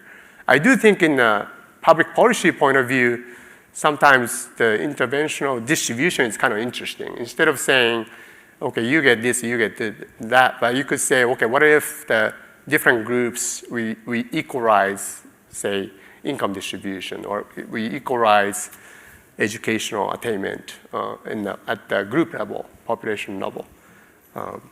So that's something that I think we can be a little bit more creative to discuss this. Okay. Okay, so just to briefly conclude, so study of causal mechanism is essential, but quite challenging as you saw. I think triangulation of evidence is necessary. So I've tried to introduce you to some of these different quantities, depending on study design and the substantive interest, and different identification strategies, and different statistical methodologies. So there's a ton out there, and I put in the slides some of the references. There's a review article, there's sort of a couple monographs, and there's some statistical software for those of you interested. So I'll stop here, and thank you very much.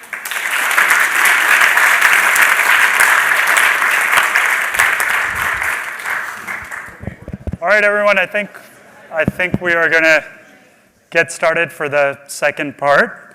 So I'm going to talk about a problem that's complementary to what Kosuke discussed. In this case, different objective, but as you'll see, closely related methods, closely related DAGs. Here I'm going to be focused on how we can identify treatment effects on primary outcomes using mediators. So rather than trying to identify the mediating effects themselves, using mediators in a sense as a tool to predict longer-term treatment effects. So in particular, I'm going to focus on 3 different methods that formalize when and how we can use various types of proxy variables to predict treatment effects on a primary outcome of interest that we don't observe directly. So the first setup that I'll talk about is the surrogates literature, which has a long tradition in biostatistics, very well-developed literature. I think has a lot of relevance to economics applications, as we'll discuss in a second, where fundamentally our goal is going to be to predict treatment effects on long-term outcomes using intermediate outcomes, using mediators. The second case I'm going to talk about is what are called remotely sensed variables, where we're interested in predicting outcomes using post-treatment proxies. So not things that are observed along the way in the causal chain to the final outcome of interest, but things that may be observed afterward. For instance, satellite images that are indirect measures of income or something that we're directly interested in. And then the final method I'll talk about is more nascent, thinking about using these intermediate outcomes not as surrogates or as predictors, but rather using them to correct for selection in cases where we think the surrogacy assumptions that we're going to go into in some detail in a couple of minutes don't hold. So all of these methods are closely related to each other. They're all trying to use proxy variables and intermediate outcomes in some way to get at these underlying treatment effects with different data configurations, different underlying assumptions. So let me start with the case of surrogates. So to fix ideas, let's think about the following example. Suppose I've got a job training program. That's the treatment T. And I'm interested in ultimately in its impacts on people's lifetime earnings. So that's going to take, in principle, a long time to observe. You have to follow people over their entire lifetimes. You have to understand their entire career trajectories. Would take decades to measure directly. So an intuitive, very widely used heuristic to get at this is to instead use short-term proxies to predict these long-term outcomes. So what's the logic here? If I see that job training has a positive impact on earnings 1 year after the program, and I see in some other historical data set that earnings are highly serially correlated. So if I tell you your earnings when you're 30 years old, it's highly predictive of earnings over your lifetime in the cross-section, then maybe I can extrapolate from that 1 year earnings impact to the lifetime earnings impact, essentially by multiplying the short-term treatment effect by the correlation between 1 year earnings and lifetime earnings. It seems like a very intuitive way to think about it. This kind of technique is applied all the time in economics and other literatures. Essentially, you can think about what I'm going to show in the next few slides as a formalization of the assumptions under which that approach makes sense, and then thinking carefully about what we might do when those assumptions don't hold. Okay, so to formalize the structure here, let's again use these DAGs in the same way that Kosuke did, where I'm going to talk about settings with 2 different data sets. First, there's an experimental data set where I'm going to have an indicator that denotes which sample we're in. So that's GI here, the group. So here I'm thinking about GI equals E, the observations in the experimental sample, say a job training experiment in this context, where I have a treatment T on the left. I have an intermediate outcome, say earnings 1 year later, that may be used as a surrogate S.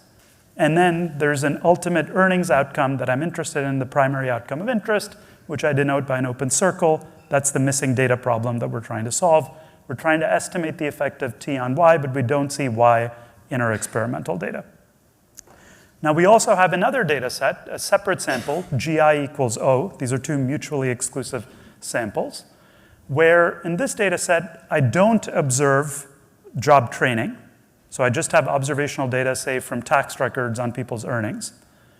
But what I do see are the surrogate S and the long-term outcome, right? So I have panel data on earnings. I can see earnings at any given point in time. I can see lifetime earnings. And so essentially, the question I want to ask is there a way to combine these data sets in order to estimate the effect of T on Y? And the intuitive way that you might think about doing it, the heuristic that I just laid out earlier, is estimate the effect of treatment on S in the experimental data, get some estimate, and essentially scale that up by the relationship between Y and S estimated in the observational data. And so what we want to think about is, when does that approach make sense? Now, before I describe formally what the assumptions are under which that estimator is consistent, let me just make a connection that I think will be useful to economists. Kosuke also mentioned instrumental variables. Think here as well, it's maybe useful to just think about the parallels. So in the case of IV, you think about an instrument that affects an endogenous variable that then affects an outcome of interest.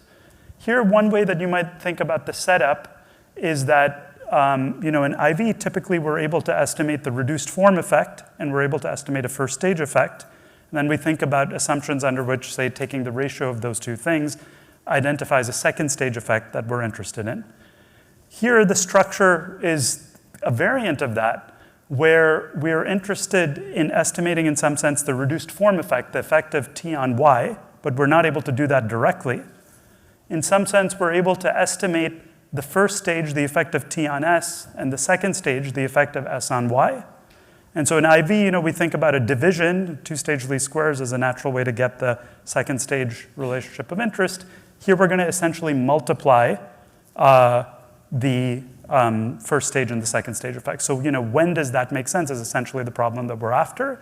And you're going to see it's not formally equivalent, but you're going to see parallels in the assumptions that underlie the surrogacy approach and the types of assumptions you see in an instrumental variables context, things like exclusion restrictions, assumptions that parallel external validity assumptions, and so on. Okay, so hopefully that can keep that in the back of your mind as I now describe more formally what the assumptions are needed for the surrogacy approach to work. So the first assumption is completely straightforward. It's the starting point for any of this. We're going to assume we have an unconfounded experiment where treatment is orthogonal to potential outcomes, both the short-term potential outcome and the long-term potential outcome. Now I'm going to call this an experimental sample where that unconfoundedness assumption holds. In practice, it doesn't actually have to be a true randomized experiment. All you need is that you are confident in unconfoundedness conditional on X's. Maybe you have a quasi-experiment, maybe you have a regression discontinuity. It might be any number of different particular settings. The point is we just need this assumption to hold in the experimental subsample of your data. So that's the first assumption.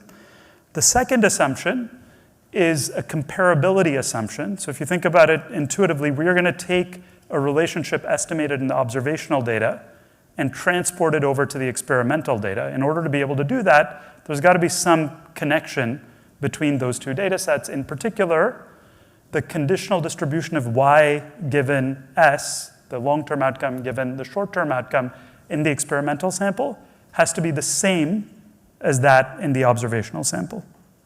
Now, I find it useful to think about these assumptions in the context of linear models, where it's very clear what's going on. So take that assumption.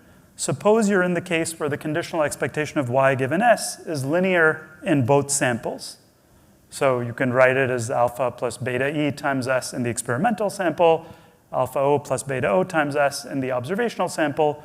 What does comparability boil down to in this case? It requires that the slopes are the same in both samples, right? And it's intuitive that you would need that sort of assumption.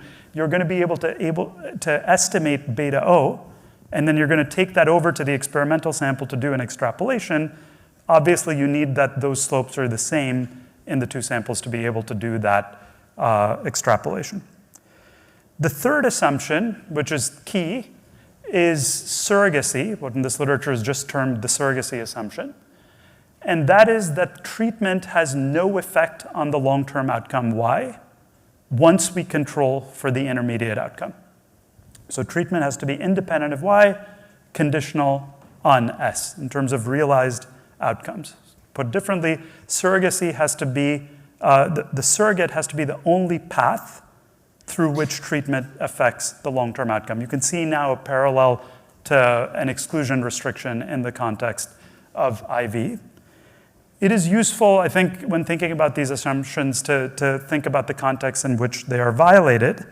So in this context, what are we ruling out? If we go back to the DAGs that we started out with, what we're ruling out, most obviously, is a direct path from treatment to lifetime earnings. So if there was some job training program that had no effect on your earnings 1 year later, but put you on a better trajectory thereafter, of course it would be problematic to use earnings 1 year later as a surrogate for lifetime earnings. So that's an obvious way in which this assumption might be violated.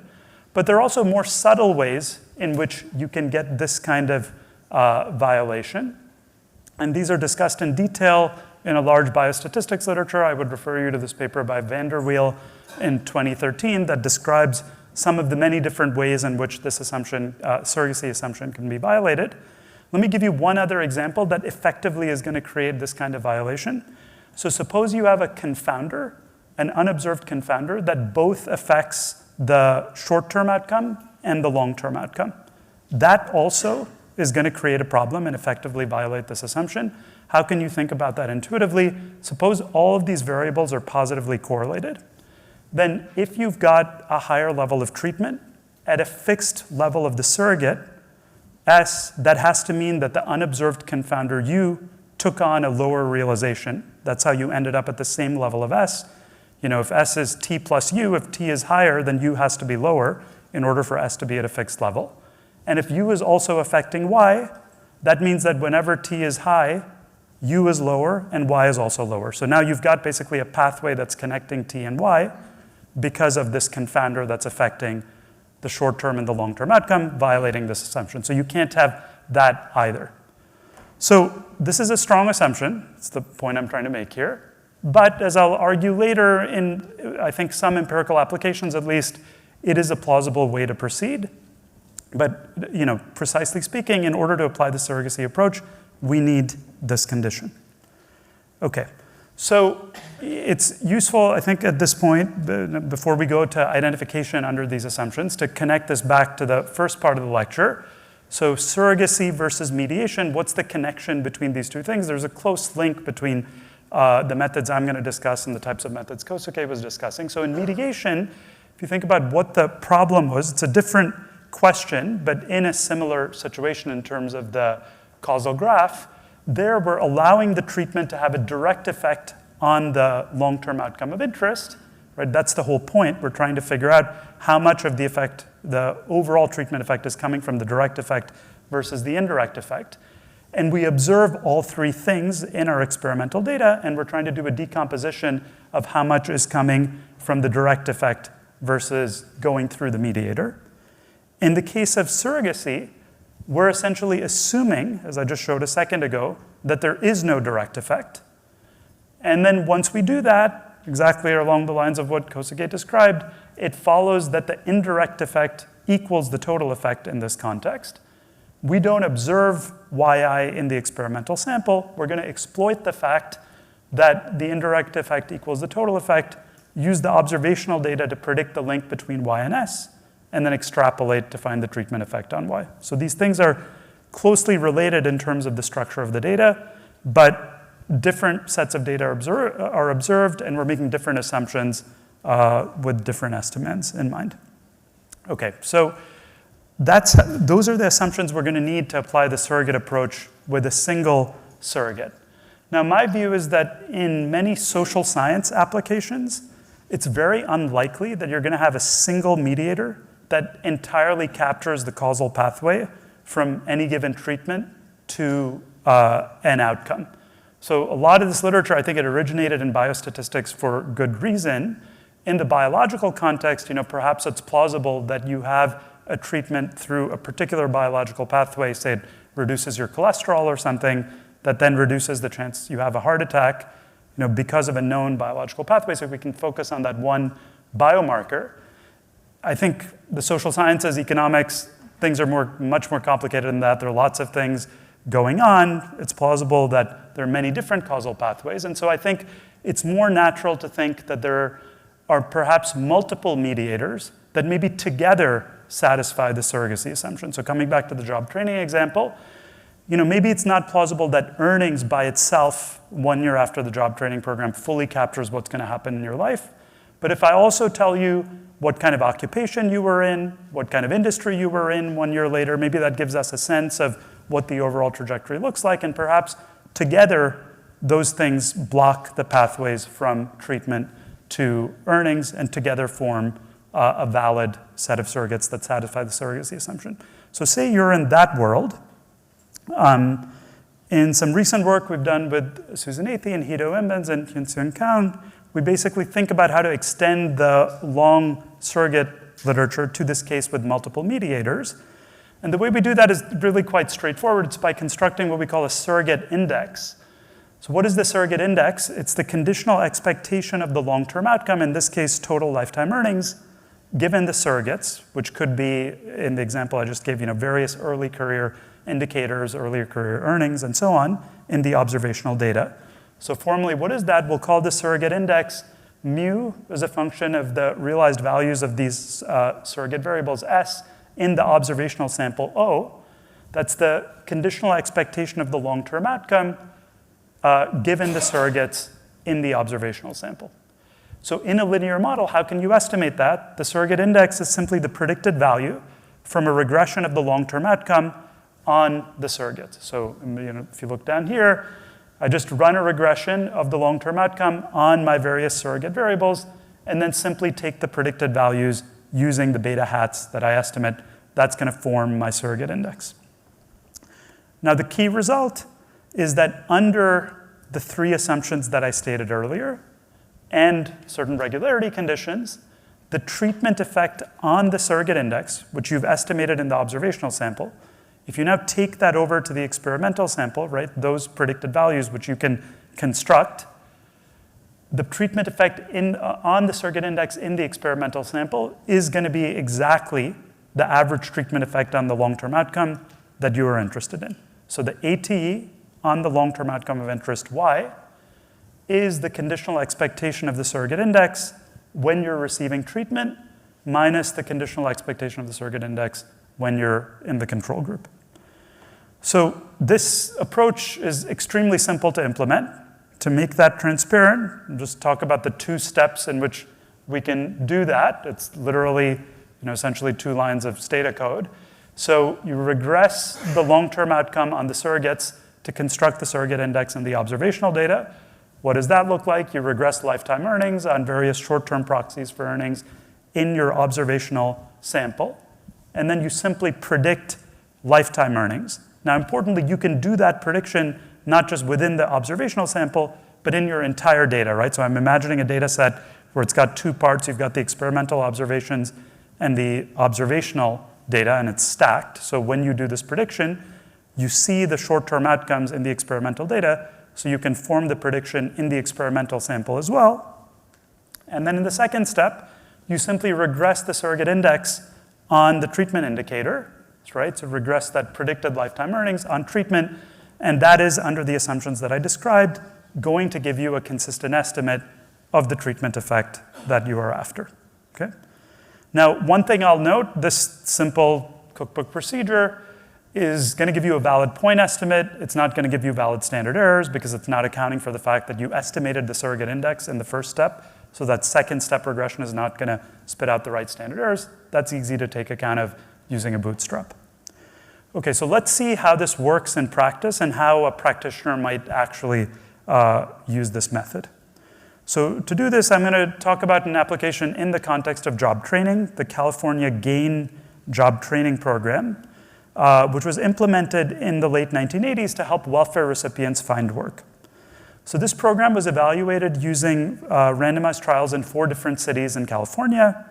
And I'm going to focus first on one of those sites, the Riverside site, which prior work has shown had the largest impacts on employment outcomes, perhaps because of its jobs first sort of approach. They focused on getting people into work as opposed to training people and giving them skills up front. So a little bit of a different style of job training program relative to the other 3 sites. So after focusing on the Riverside program, I'm then going to return to the other 3 sites, which we're going to use for out-of-sample validation. I'm showing you this here not just to illustrate how the surrogacy method works, but also because I think this approach of out-of-sample validation is extremely important in using any of these techniques, and this is going to be a first illustration of that. Okay, so let's start with the Riverside site, where we're just plotting data from the experiment on employment rates in the control group in orange and the treatment group in green. You can see that at baseline, the employment rates are extremely low. In the control group, less than 20% of people are employed. This is a group of people on welfare. It makes sense you see very low employment rates here. In the treatment group, you can see immediately after the job training program, there's a big surge in employment rates of 10 or 15 percentage points. Employment remains quite high and then gradually reverts back to a lower level. In the control group, employment rates steadily go up over time, sort of a mean reversion pattern coming out of welfare that you would expect to see in any observational data set. So what do you see here? You see a pattern of treatment effects that's varying significantly as time elapses. The average treatment effect over the 9 years, 36 quarters, that were studied here in this earlier paper by Hotz et al., is a treatment effect of 6.37 percentage points. So the question I want to ask in this context is whether you could have figured out, without waiting for a decade, that this program had a 6.37 percentage point treatment effect. Is there a way that we could have estimated the mean impact over these 9 years more quickly using these short-term employment rates as surrogates?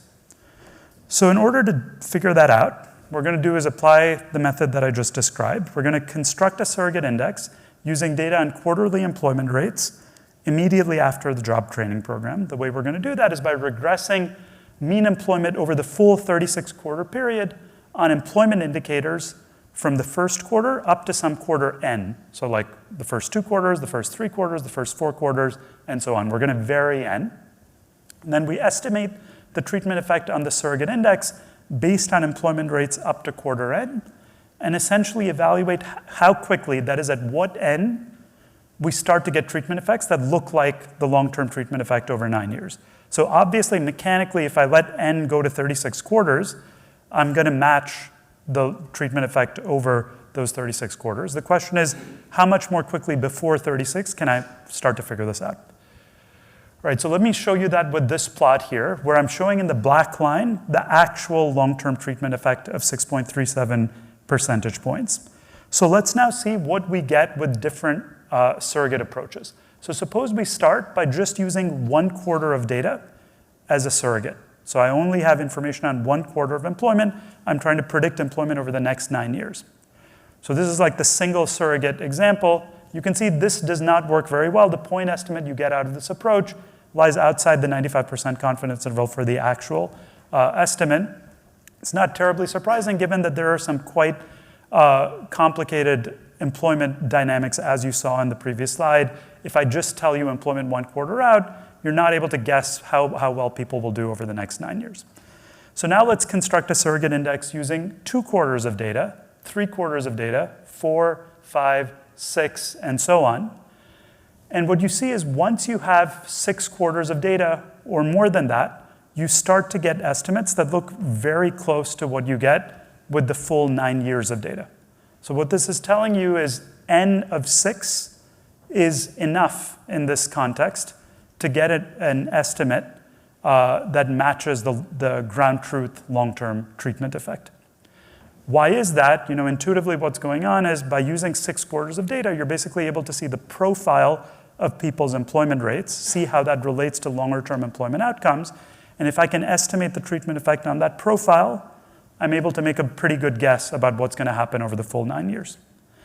Now, it's quite important to actually create the surrogate index by using those 6 quarters separately to capture that profile, as opposed to taking a different approach, maybe a simpler approach that you might have thought of off the shelf, which is just to take the short-run estimate over the quarters that you observe. So suppose you just say, I'm going to take the mean over the first 6 quarters. If you took the mean over the first 6 quarters, you would significantly overshoot the long-term treatment effect, which makes sense if you think about the dynamics that I plotted earlier. The initial treatment effects were much bigger, and then they narrowed over time, and you're not picking that up if you just look at the short-term treatment effect. So that's what the surrogate approach is getting for you. It's forming a prediction of this long-term impact and shrinking the estimates back correctly, taking, essentially accounting for the dynamics. So this is all very nice, and so when you look at this, you might say, okay, that's great that 6 quarters works in that example, but like, how on earth do we know that 6 quarters is the right surrogate index to use in some other context? Like, should I have any confidence in using this in some other setting where I don't actually see the experimental estimate in the long run? So this is where I think validation is so important. Obviously, it's impossible to have intuition on which set of surrogates are going to work in practice. So what we're going to do now is use the 6-quarter surrogate index estimated in Riverside and ask how well it does in predicting heterogeneity in the other sites, which we didn't use in order to construct this 6-quarter estimate and figure out that it seems to work well, right? So this is essentially an out-of-sample validation. Formally, what does that amount to? It amounts to a joint test of the surrogacy and comparability assumptions that I laid out earlier. And so what does that test look like? On the x-axis is the actual treatment effect over 9 years, estimated using the RCT in each of these 4 sites. On the y-axis is the 6-quarter surrogate index prediction. And you can see those two things are pretty well aligned. In particular, you would have been able to figure out 1.5 years later that things are going much better in Riverside than they are in Los Angeles. And you can see, going back to my initial motivation in this lecture, why this is potentially quite useful for policy. Rather than waiting for a decade to figure this out, you might have been able to course correct in LA and do something that looks more like Riverside, which would have benefited lots of people. So that's the idea of being able to use these estimators. Now, I want to be cautious here. Obviously, this is an out-of-sample validation with just 3 observations. Ideally, we'd be doing this with many more observations, but it illustrates, I think, the way in which these kinds of tools can be helpful and the way in which we should be validating them at larger scale to make use of them going forward. Okay, so that's, I think, one approach and a primary benefit of the surrogate index approach. When we don't want to wait for this long-term data, we can use these short-term outcomes to make predictions more quickly. There is a second benefit, which was less obvious to us when doing this work. Susan actually alluded to it for those who were in the morning econometrics session in her discussion, which is that even when you do have the long-term data, there can be a benefit to using the surrogate index. And that benefit is that you can have gains in precision. So even when you do see the full 9 years of data, you may still want to use the surrogate index based on the first 6 quarters because it will reduce noise in your estimate. So why does that happen intuitively? Under the surrogacy assumption that the treatment effect is running only through the surrogates, everything that happens after that point is noise relative to treatment, right? It's just pure noise orthogonal to treatment by assumption. And so it makes sense that you can reduce your standard errors essentially by estimating the treatment effect on the surrogate index instead of directly on the long-term outcome. And indeed, when we implement that in this application, you can see that if you look at the 95% confidence interval for the experimental estimate of the 9-year effect directly shown in the orange versus the 95% confidence interval using the surrogate index, you get a shorter confidence interval, quite significantly, about 30% shorter, because of exactly this logic, that everything that's happening after those first 6 quarters, random stuff happens, people lose their job, they get a better job, et cetera. Under the surrogacy assumption, none of that is related to the initial treatment. So you're essentially filtering out that noise by using the surrogates as the treatment that you're looking at. And so I think that also in practical applications I've found, in many contexts can be quite helpful, especially when you're running short on power, looking at heterogeneity, looking at other types of cuts. As many of us know, directly looking at the long-term outcome, even if you have it, can start to be a stretch. Constructing a surrogate index like this can be helpful. So this is, just a brief sense of this very wide literature on surrogate indices. For those who are interested, you can read much more about work in the space. There's work with alternative data configurations, thinking about treatments that are dynamically adjusted over time. When you have many experiments, essentially like a weak instruments problem, there's work done on efficient estimation in this context. There are a variety of applications that you can look at. I'm going to focus on one of these cases, the Rambachan, Singh, and Viviano paper that was presented this morning, which is a different data configuration, a post-treatment outcome, both because I think it's a very interesting paper that is also very relevant for applied work, and it's also a very useful contrast relative to the data setup that I've just talked about in the context of surrogates that illustrates why thinking carefully about the causal graph in your application is extremely valuable. So this is the case of remotely sensed variables where we're predicting treatment effects using post-treatment outcomes rather than intermediate outcomes. So to motivate this, let me note that there are a number of settings where the variables used as proxies for primary outcomes are not intermediate outcomes along the causal chain, but rather outcomes that are measured after the primary outcome. An example that Rahul and Davide and Ashish gave in their paper is from a development economics paper by Jack et al., where they randomized incentive payments, the TI in this context, to farmers in India to stop burning crop residue from land. So that sort of burning creates a lot of pollution. We want to reduce it, so we give one approach is to give farmers incentive payments to do that. So the ultimate variable of interest, yi in this context, is whether the land is burned or not. Now, measuring that is complicated. Going around, of course, just asking farmers whether they did it, especially when you're incentivizing them not to do it, that's not a good strategy to collect reliable data. It's also very costly to manually go and survey every single plot. So what they do in this context is instead use satellite imagery, what this literature is called a remotely sensed variable, to predict the ground truth variable we're interested in of burning. So let's think about what the causal graph looks like in this context. So here it's a little bit different structure, basically switched ordering of variables relative to the surrogate case, where we've got the treatment like before. Then we've got the outcome of interest, which we're not seeing, yi in the middle. And then we've got the proxy that we are seeing the satellite image after the outcome, right? So that's switched relative to the surrogate order.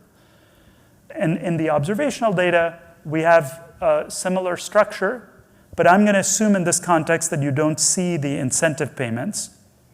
In their paper, Rahul and Davide and Shesh consider cases where you see it and you can weaken some of the assumptions that I'm describing here, but I'm going to focus for the case of expositional contrast with the surrogates case I just talked about the situation where that treatment data is missing, which I think will be true in a number of applications. So a common intuitive practice in this context, what I would have thought of doing naturally, and I suspect many others, is to essentially use the surrogate approach, right? So what might you think of doing? I predict the primary outcome using this remotely sensed variable R, and then estimate the treatment effect on that predicted outcome. So in this context, what would that amount to? I have this satellite image. I have this ground truth proxy for whether I have burnt land. I predict the land burning using the satellite imagery, create a predicted outcome. Seems totally intuitive. You would then take that predicted outcome, regress that on your treatment, and call that your treatment effect. That's what Jack et al. Do. That's what a number of other papers do. So what Rambachan, Singh, and Viviano show is that that's generally going to yield biased estimates, and we can connect it back to the surrogacy framework that we just talked about, because this is exactly a case where the surrogacy assumption is violated. That is, treatment is directly affecting the outcome of interest, independent of the surrogate, independent of the proxy variable. So let's contrast the DAGs in the two cases. In the remote sensing model, at the top, you've got the treatment, you've got the outcome of interest, and then you've got the predictor variable. In the surrogate model, it's flipped around, and remember, to get identification with the surrogate approach, critically, we required that there was no direct link from TI to YI, the final outcome of interest. But of course, in the remote sensing models, as we can see from the upper DAG, that's precisely not the case. There is a direct effect of the treatment on the outcome that is not running through the satellite imagery. And that seems quite natural in this context, right? It's not that the incentive payment to the farmer is directly affecting the satellite image and then having an impact on whether the land is burned. Obviously, it's the other way around. The incentive payment affects whether somebody burns their land, and then you may or may not pick that up with satellite imagery. Okay, so we can see why, something may not work here. The surrogacy assumption's not satisfied. We knew we needed that before for the surrogate approach to work. So it seems plausible there's bias here. So they establish that, and then they go on to show constructively how one can identify the treatment effect on YI in general, in a general setting without parametric restrictions when you have this reverse data structure with post-outcome variables as proxies. So what I'm going to do here is focus on a much simplified version of the general case they consider, again, focusing on a linear case that captures, I think, the essential difference relative to the surrogate model and shows a simple way in which applied researchers can correct their standard estimates to account for this issue. So what are the three key assumptions you need for identification using remotely sensed variables? There's a very parallel structure to the one that I just described with surrogacy. So as before, and as in all the cases we're talking about here, you have to have a valid experiment. That's assumption one. Second, you need something analogous to the comparability assumption that I had before. Again, you're transporting data between these two different samples, so you need stability across the experimental and observational sample. In this context, the key requirement is that the distribution of R, the remotely sensed variable, conditional on the primary outcome, has to be the same in the experimental sample as it is in the observational sample. And then the third assumption, which is analogous to the surrogacy assumption, but sort of in reverse, is that there can't be a direct effect of the treatment on the post-treatment outcome R, conditional on Y. So you can't have a direct effect of the incentive payment to the farmer on the satellite image that doesn't come from the farmer burning the land. So that seems like a plausible assumption. There could be violations of that. If the farmer recognizes you're going to use satellite imagery and tries to cover that up in some way, that's the kind of thing that would create a violation. But it seems like a plausible starting point. Okay, so what do these assumptions boil down to in the linear case? So now I'm going to hone in on the linear case and then show how identification works in this context because it's very transparent. So suppose again that the conditional expectation of R given Y is linear in both samples, all right? Then what does the stability assumption require in this context? It requires that those two slopes, dr, dy, are the same in both of these samples. So beta E has to equal beta O. Let's call those slopes just beta, okay? So that's the relationship between Y and R. When I change Y by 1 unit, R changes by beta units in both samples. We're making that assumption that that relationship is the same. Okay, so when you have this linear structure and you make the three assumptions we've just discussed, and you have some additional regularity conditions, overlap, and so on, the treatment effect on the primary outcome of interest is very straightforward. The average treatment effect on Y is simply the conditional expectation of R in the treated condition minus the conditional expectation of R given that you're in the control condition, rescaled by 1 over beta. So in other words, the average treatment effect on Y is just the average treatment effect on the remotely sensed outcome, your satellite image prediction, divided by beta, which is the link between Y and R. All right, so I'll give an applied intuition for this in a second, but again, let me just show the very simple way in which one can implement this estimator in the linear case. So 3 steps to estimate the treatment effect on Y. So when you've got one of these remotely sensed variables, first regress that variable, say the satellite prediction, on treatment in the experimental data. That's what people are already doing. That's what Jack et al. Do in their paper. Second step, regress that remotely sensed variable on the true outcome in the observational data. So you've got this other sample where you've gone and surveyed a subset of plots. You know if the land was burned or not. You also have the satellite image prediction. So regress R on Y in that observational sample. That gives you an estimate of beta. And then simply divide the coefficient of 1, the ATE on R that you estimated in step 1, by the beta in step 2. And that's going to give you a valid estimate of the treatment effect on Y. So let's see how this works in the actual application that they discuss, one of the applications they discuss in the paper. So Jack et al., the first column is the estimate they report in their paper using the satellite prediction. You get an estimate of 0.079, so the way to interpret that is giving farmers these incentive payments reduced the percentage of plots that were burned by 7.9%, okay? The second column is the correction factor. It says that dRdy, when y goes up by 1 unit, R, the satellite prediction, goes up by only 0.53 units. That's the rescaling factor. And then the corrected estimate is just the ratio of columns 1 and 2, which is 0.148. So in this context, they point out that there's a significant downward bias in the raw estimate using this remotely sensed proxy. Doing this correction matters significantly. So why does that happen intuitively? Like, what's the story behind why you have this bias? So here's one simple way to think about it. The way I think about it is, suppose you've got a satellite that only 53% of the time picks up whether you've actually burnt your land. So like basically half the time it works, half the time it doesn't work. Now the treatment is having an effect on all the plots, right? So if your satellite image is only picking that up half the time, then obviously you need to rescale, you need to double your coefficient to get the true impact of the treatment. That's basically what's going on. And because of the structure where that outcome is observed after the satellite image is observed after the truth, you want to do the rescaling with this regression of the satellite image, the remotely sensed outcome, on the truth, R on Y. That's what gives you the right rescaling factor. So I think this is very useful to know. There are going to be many applications where people can use this technique and the generalization provided in the paper to higher dimensional variables, nonlinear settings, and so forth.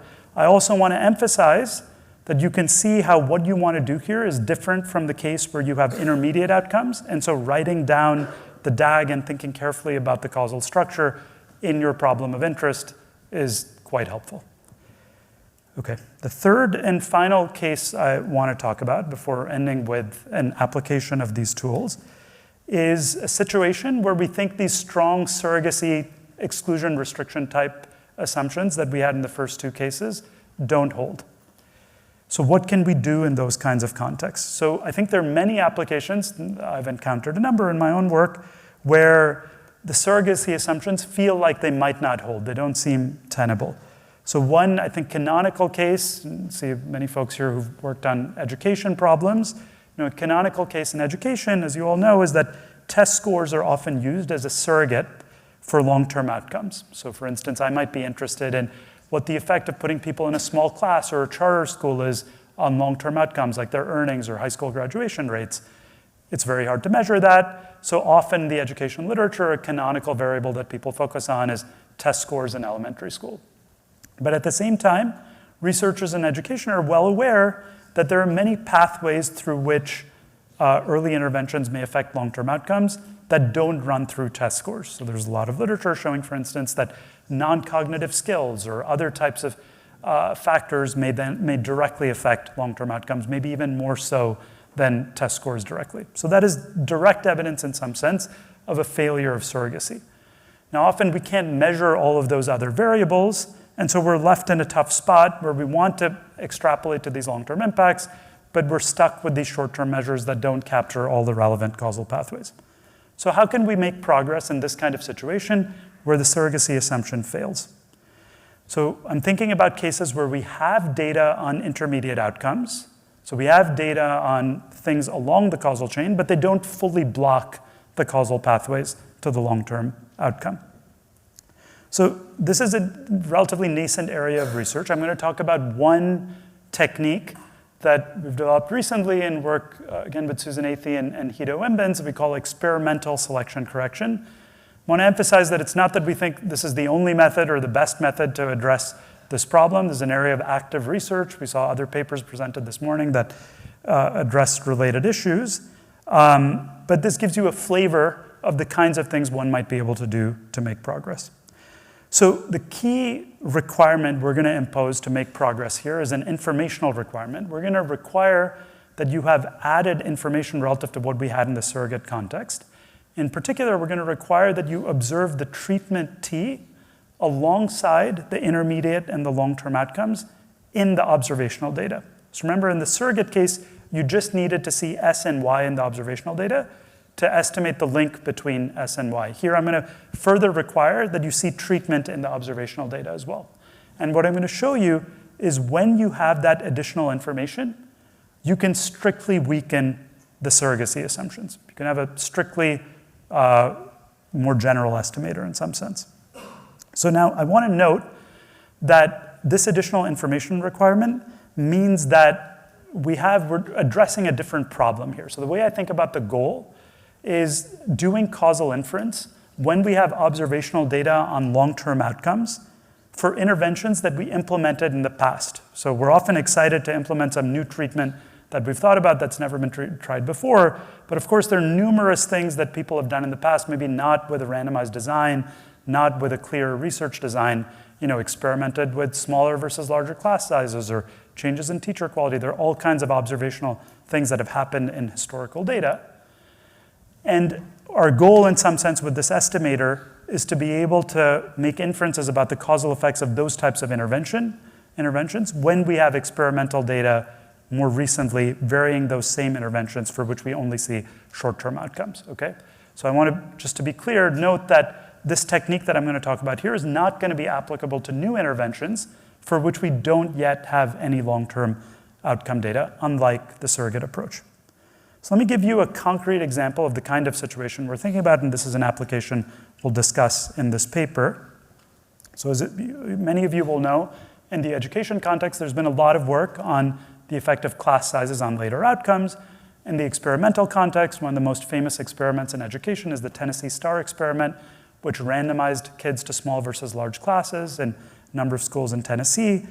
And there are a series of well-known papers going back to work by Alan Kruger and others showing that kids who were randomized to small classes in elementary school in Tennessee STAR had higher test scores. So for instance, if you were in a small class in third grade, you assigned randomly to a small class in third grade. At the end of third grade, you scored about 0.2 standard deviations higher on your end of third grade test scores.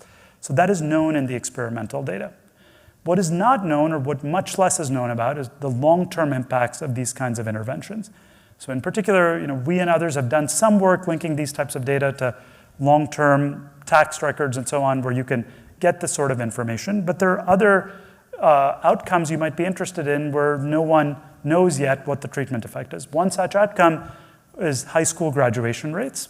We don't have an estimate of the effect of being assigned to a small class on high school graduation rates from the STAR experiment, because it's very challenging to track kids over long periods of time as they move around, move to different schools, and so on. And so our target parameter in some sense is that green question mark there. What is the effect in the experimental data of being assigned to a small class on high school graduation rates? Now, how are we going to figure that out? We have observational data. We have lots of observational data nowadays where we record information on things like class size. We also record information on things like high school graduation rates.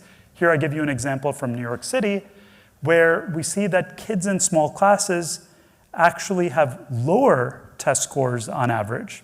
So that right there shows you that there's probably some selection going on. And they also graduate at lower rates. Okay, so one way to think about the problem I'm trying to solve is, can I come up with an estimate of the causal effect of class size on high school graduation, fill in that question mark by combining these three cells of information? Under what assumptions can I do that?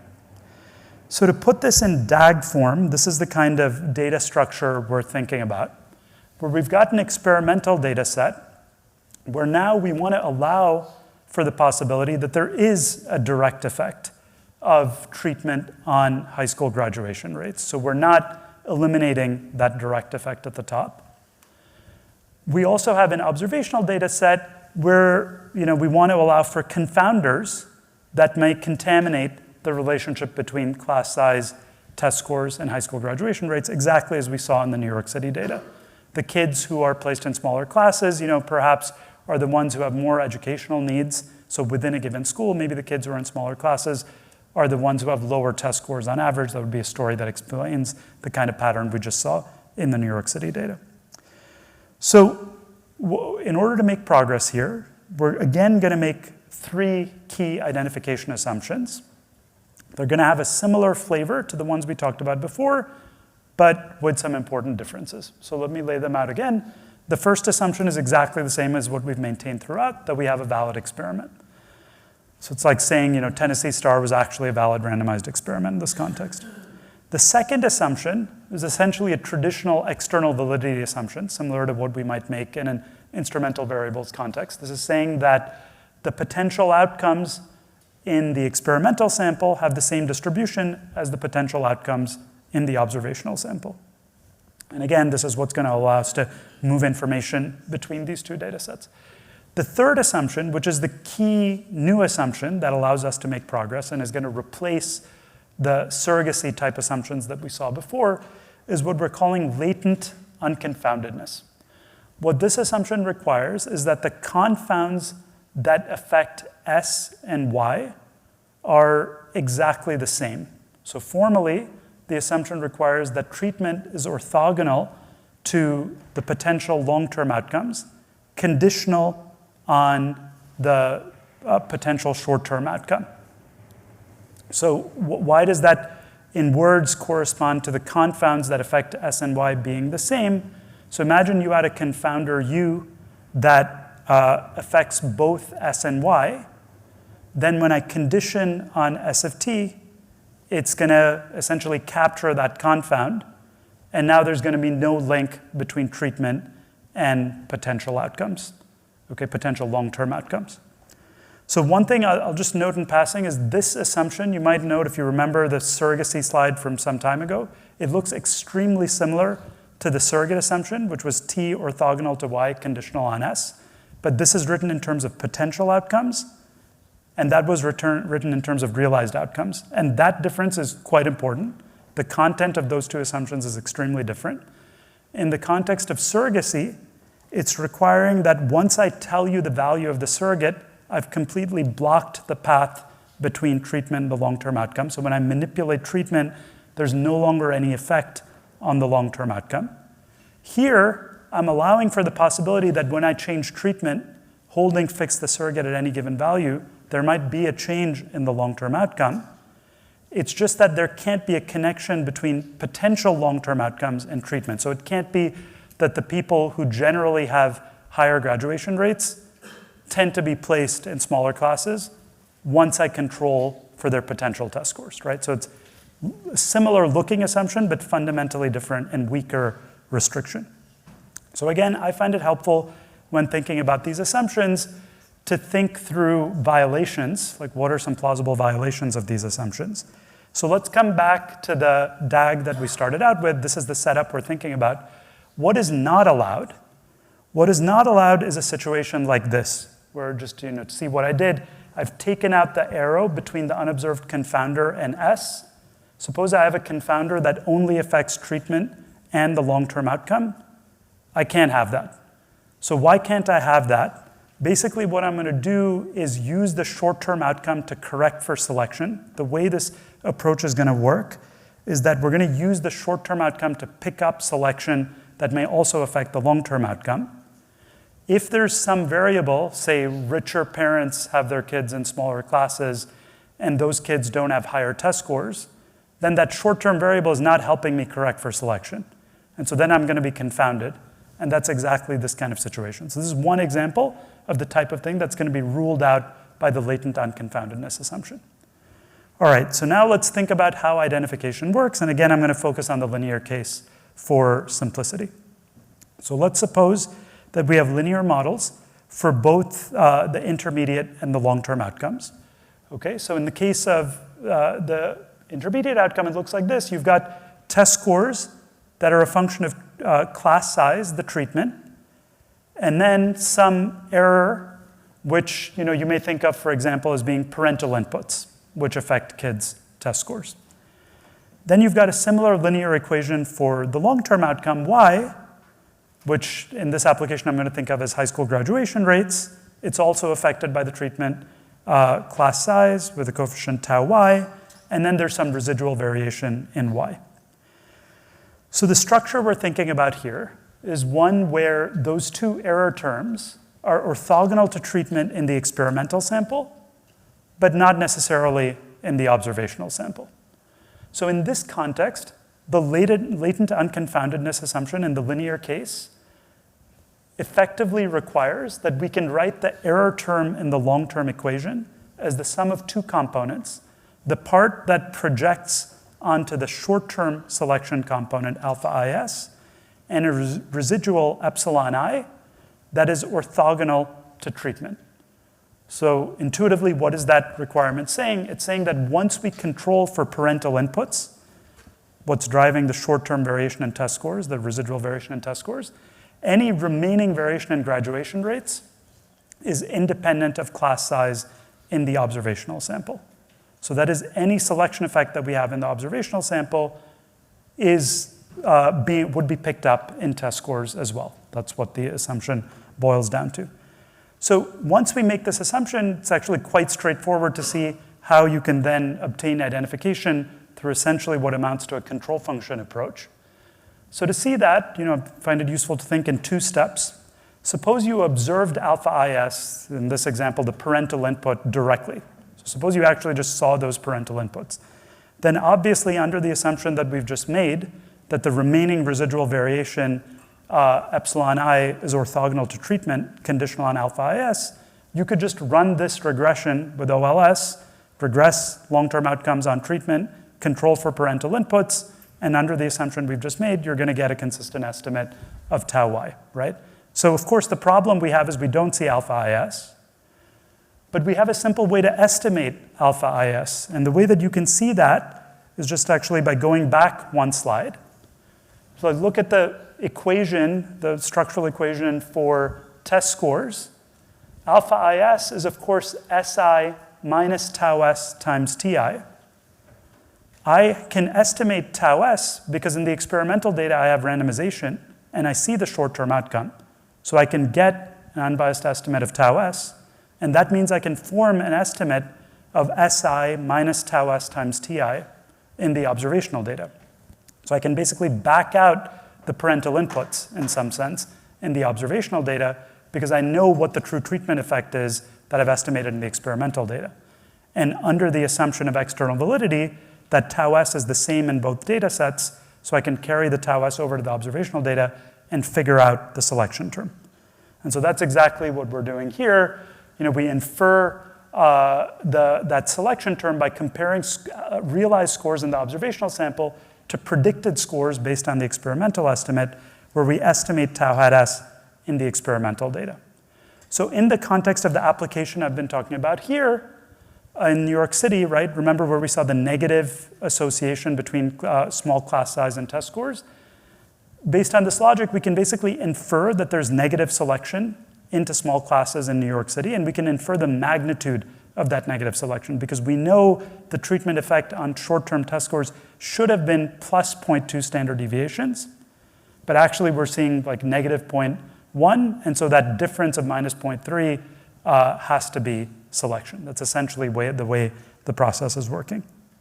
And so building on that logic, again, under the three assumptions that I've laid out and some regularity conditions, we can identify the treatment effect on the long-term outcome. That is the conditional expectation of y in the treatment group, controlling for that short-term selection term, minus the conditional expectation of the long-term outcome in the control group, controlling for that same short-term selection. in 3 straightforward steps, right? So you essentially want to identify that difference in conditional expectations. So how do we do that? First, we regress test scores on treatment in the experimental sample to estimate the short-term treatment effect of interest. Then we construct residuals of S in the observational sample based on the predicted values, where again, let me emphasize, you've got the stacked data set, so when you do that prediction, you're carrying the prediction over to the observational sample. Construct the selection effect as the score minus the predicted score based on the experimental data. And then you're simply going to regress the long-term outcome on treatment in the observational sample, controlling for those residuals from step 2, controlling for that selection effect. So you will note that this looks very similar to a control function approach. It's literally what it is. You are estimating a control function, which is that selection term, and including that in this second step estimating equation. And so then when you regress graduation rates on treatment, controlling for that selection term on the short-term outcome, you now get a consistent estimate under the 3 assumptions that we've laid out. So just to stress that connection, again, back to a literature that will be more familiar to folks, in instrumental variable models, Kosuke also mentioned this, we can identify by controlling for the first stage residuals, which capture the endogenous variation due to selection, in the second stage estimating equation. Here, we're basically doing the same thing, but we're controlling for the difference between the observed short-term outcome and the prediction based on the experimental estimate, which again captures variation due to selection. Another connection that you might see, this is why we're calling this experimental selection correction, is a connection to traditional selection correction methods that are based on parametric assumptions and certain exclusion restrictions. So if you think back to the original Heckman, include the inverse Mills ratio in your estimating equation. It's based on a certain parametric model to correct for selection.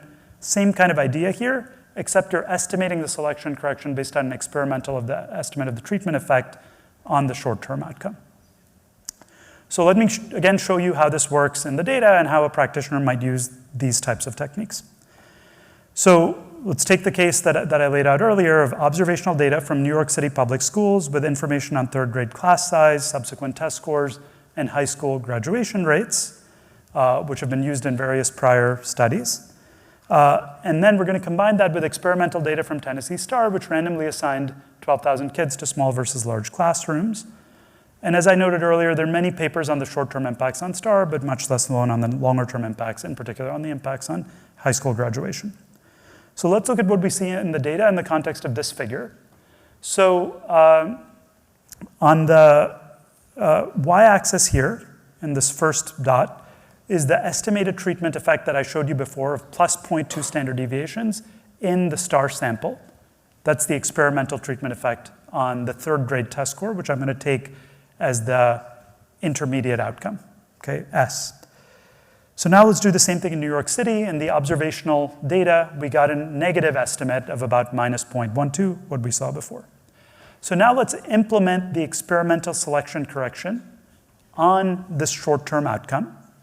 Mechanically, you will get an estimate that exactly matches the estimate in the experimental data because you have constructed the correction in order to match that essentially.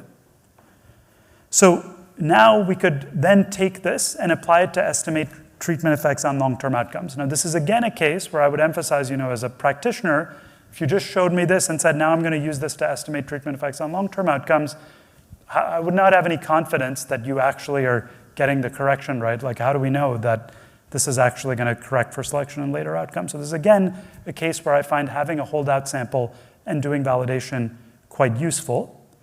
And so in this context, it's very natural to look at later test scores where in the experimental data, again, the treatment here is being randomized to a small 3rd grade class, but now we are looking, as Alan Kruger did, at the effects on test scores in 4th grade, 5th grade, 6th grade, and so on. And the education folks will recognize a familiar pattern of fade out where you see smaller test score impacts in later grades from that initial treatment.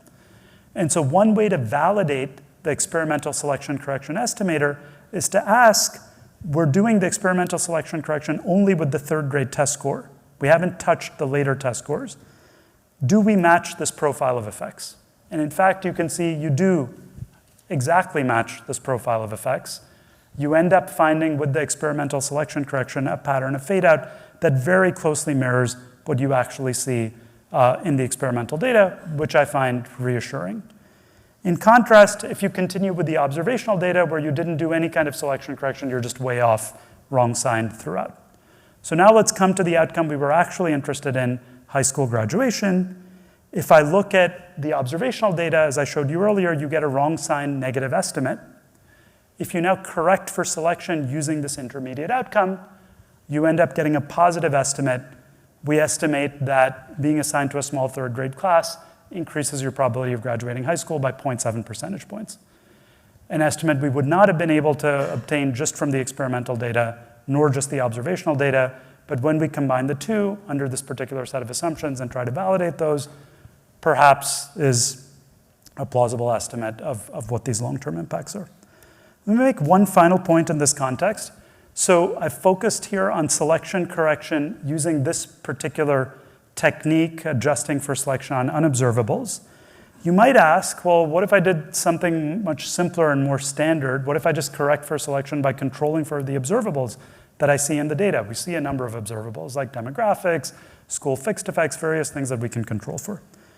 When you do that, this is what you get, OLS with the demographic controls.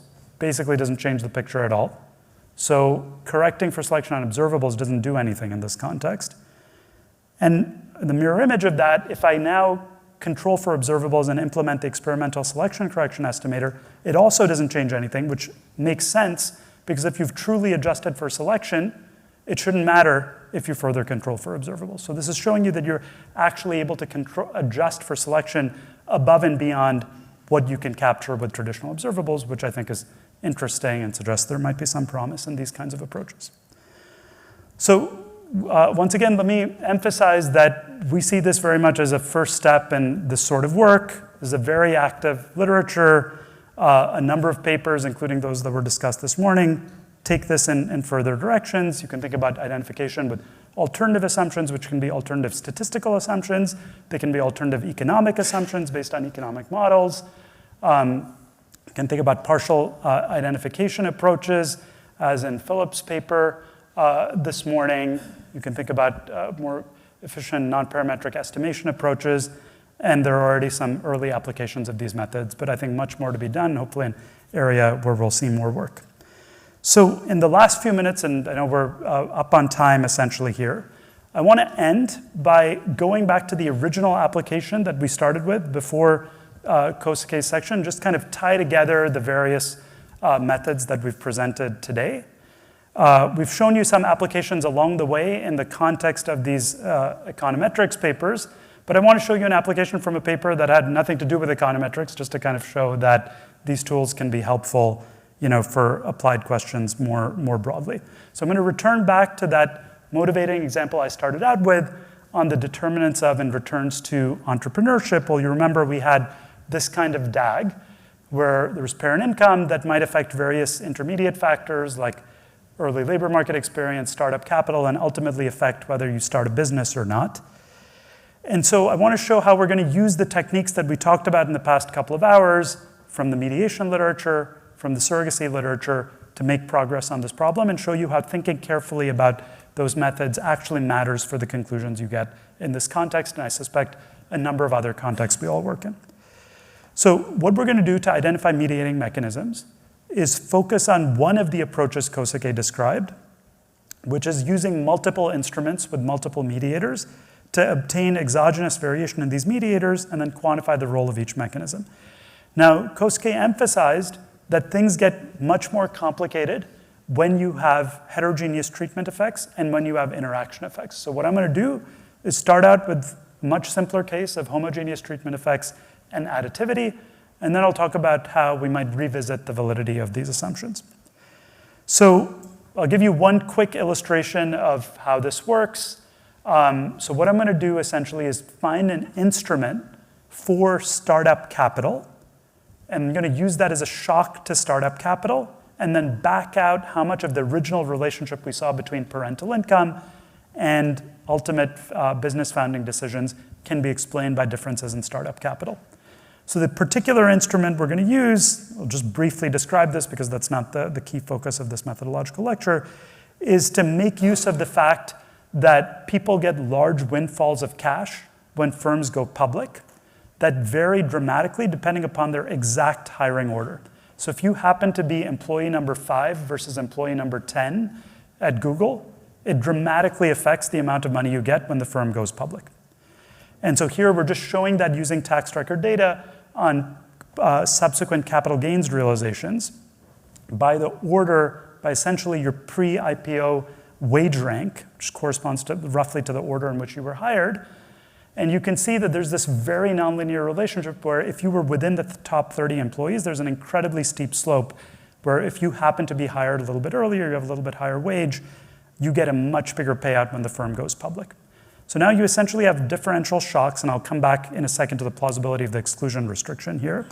But you have differential shocks in terms of wealth to people with, who are hired at different points. And so now what we're going to do is plot the reduced form corresponding to this.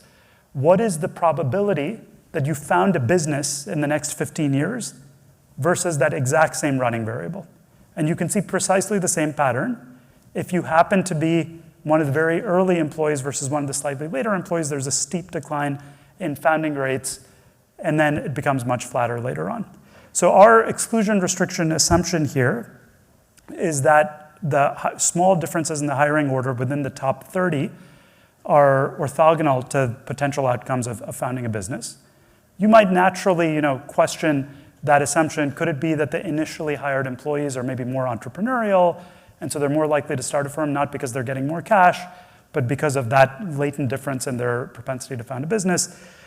We do various things in the paper. It's a bit orthogonal to the discussion here to think about that. So for instance, one thing you can do is look at heterogeneity by initial wealth, and you'll see that for people who have a lot of wealth initially, you get a very flat relationship here, which is more consistent with the idea that liquidity matters than that there's just some underlying heterogeneity.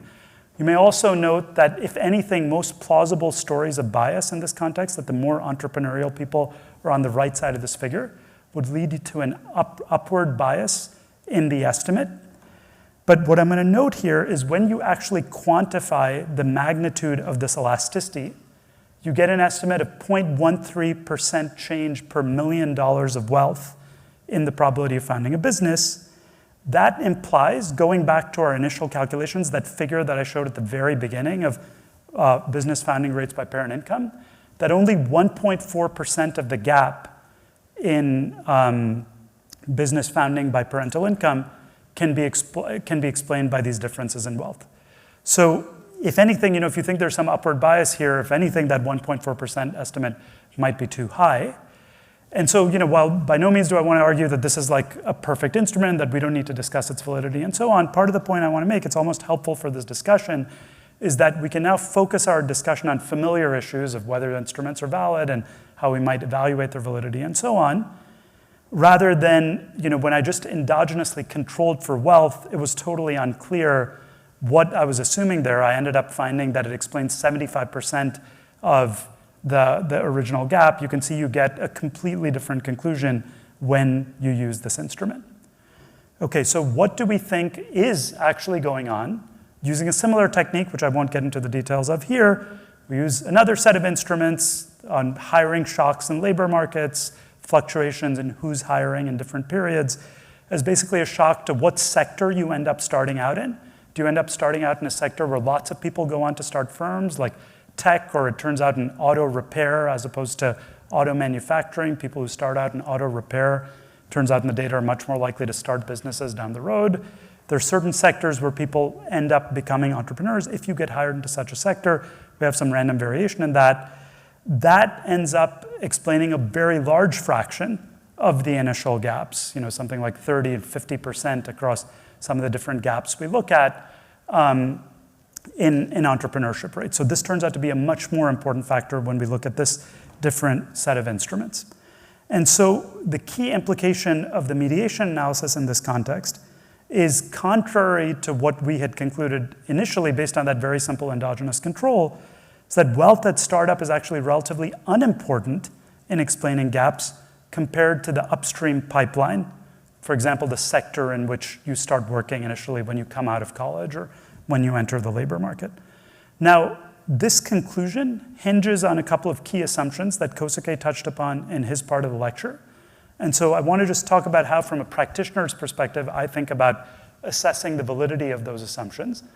It critically hinges on the assumption of homogeneous treatment effects. So concretely, you might have two concerns in the context of this application.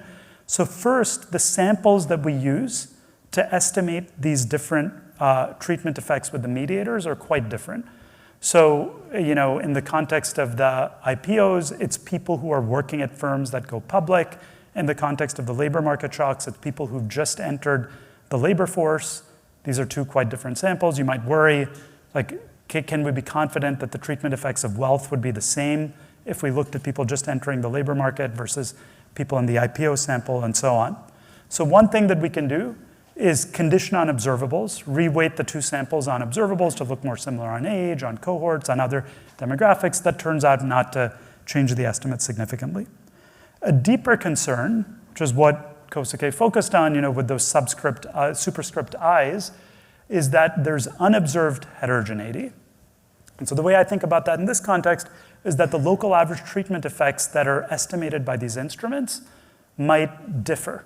So concretely, the people who are in these firms that are going public, you might worry, maybe we see very small wealth effects for them because they already have really good access to capital markets. They're incredibly well connected. They're working at a firm like Google. Maybe money doesn't matter for them. So that's the kind of thing that would, potentially bias this conclusion.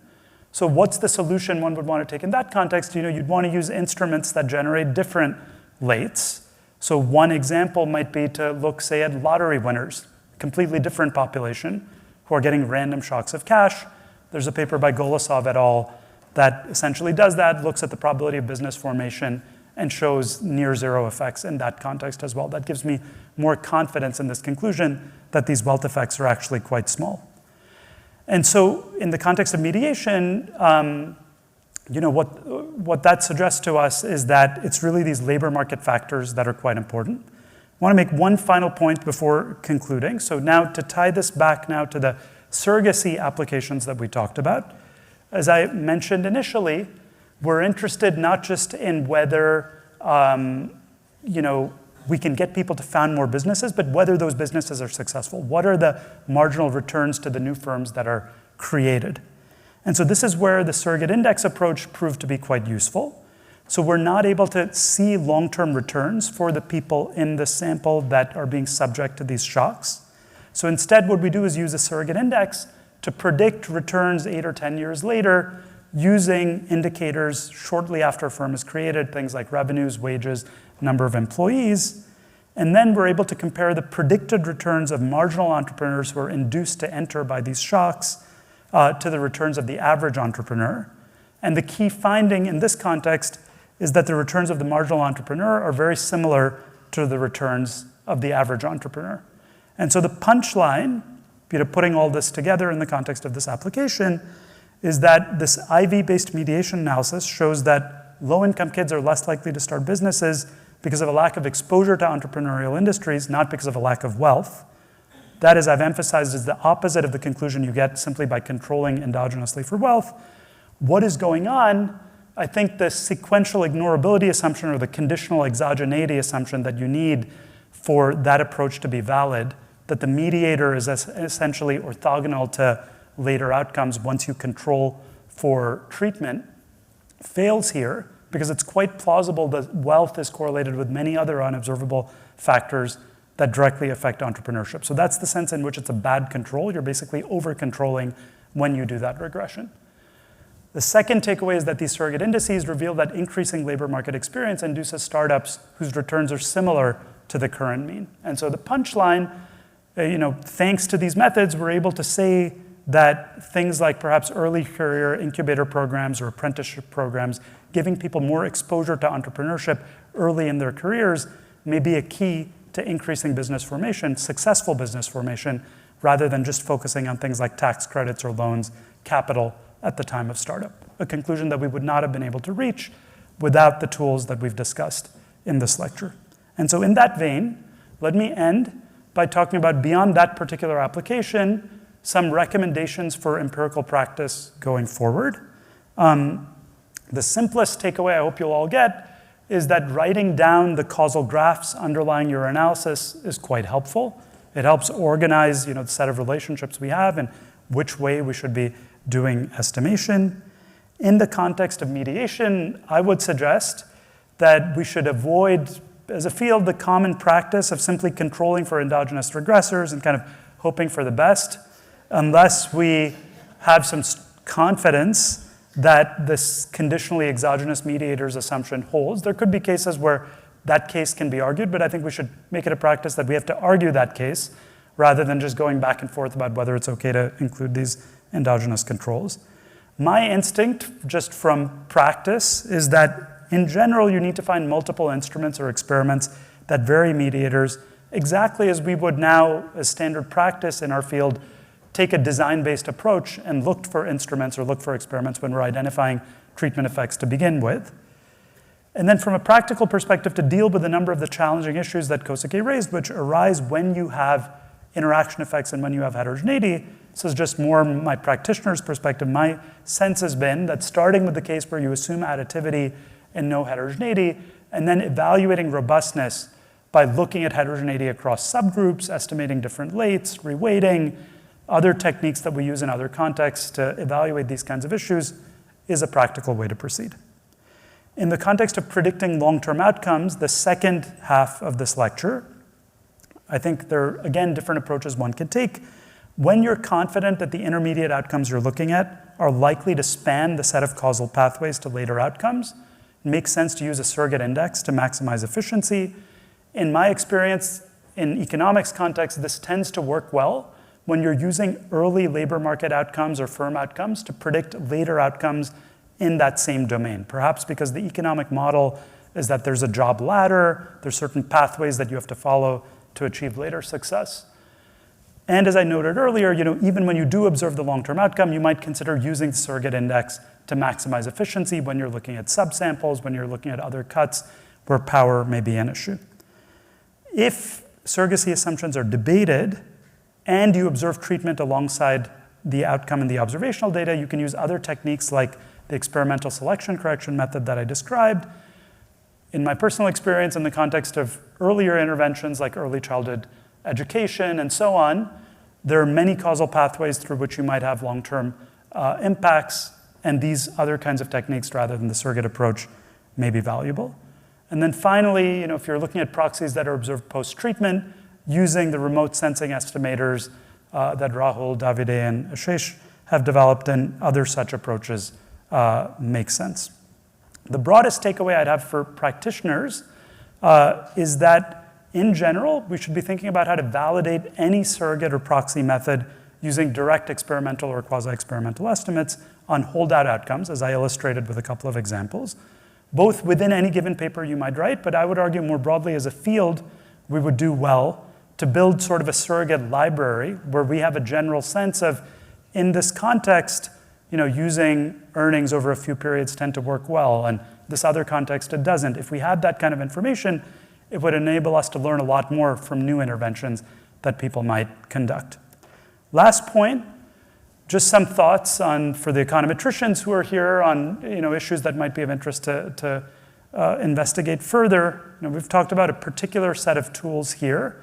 I think there's a lot more to be learned when we may have alternative assumptions and data configuration. So for instance, I talked about one context on how to make progress when surrogacy fails, but that was a case where treatment was observed in the observational data. I think a really important case is where treatment's not observed in the observational data and surrogacy doesn't hold. Are there other things that you can do? I think there are a number of other issues in common applications, measurement error, non-compliance in experiments, and so on, that we haven't addressed here that could be fruitfully incorporated. I focused throughout this talk, and Kosuke did primarily as well, on average treatment effects. Of course, we're interested in many other moments of the distribution, and thinking about how to identify those in this context would be useful. And then I think there are connections between the techniques we've talked about here and traditional econometric methods, literature on data combination, panel data methods. I think developing those further would be very valuable as well. Broadly, I think, as I hope we've illustrated in this lecture today, this is an incredibly valuable area of research, both for science and for applications that can have an impact in the world. So thanks so much. And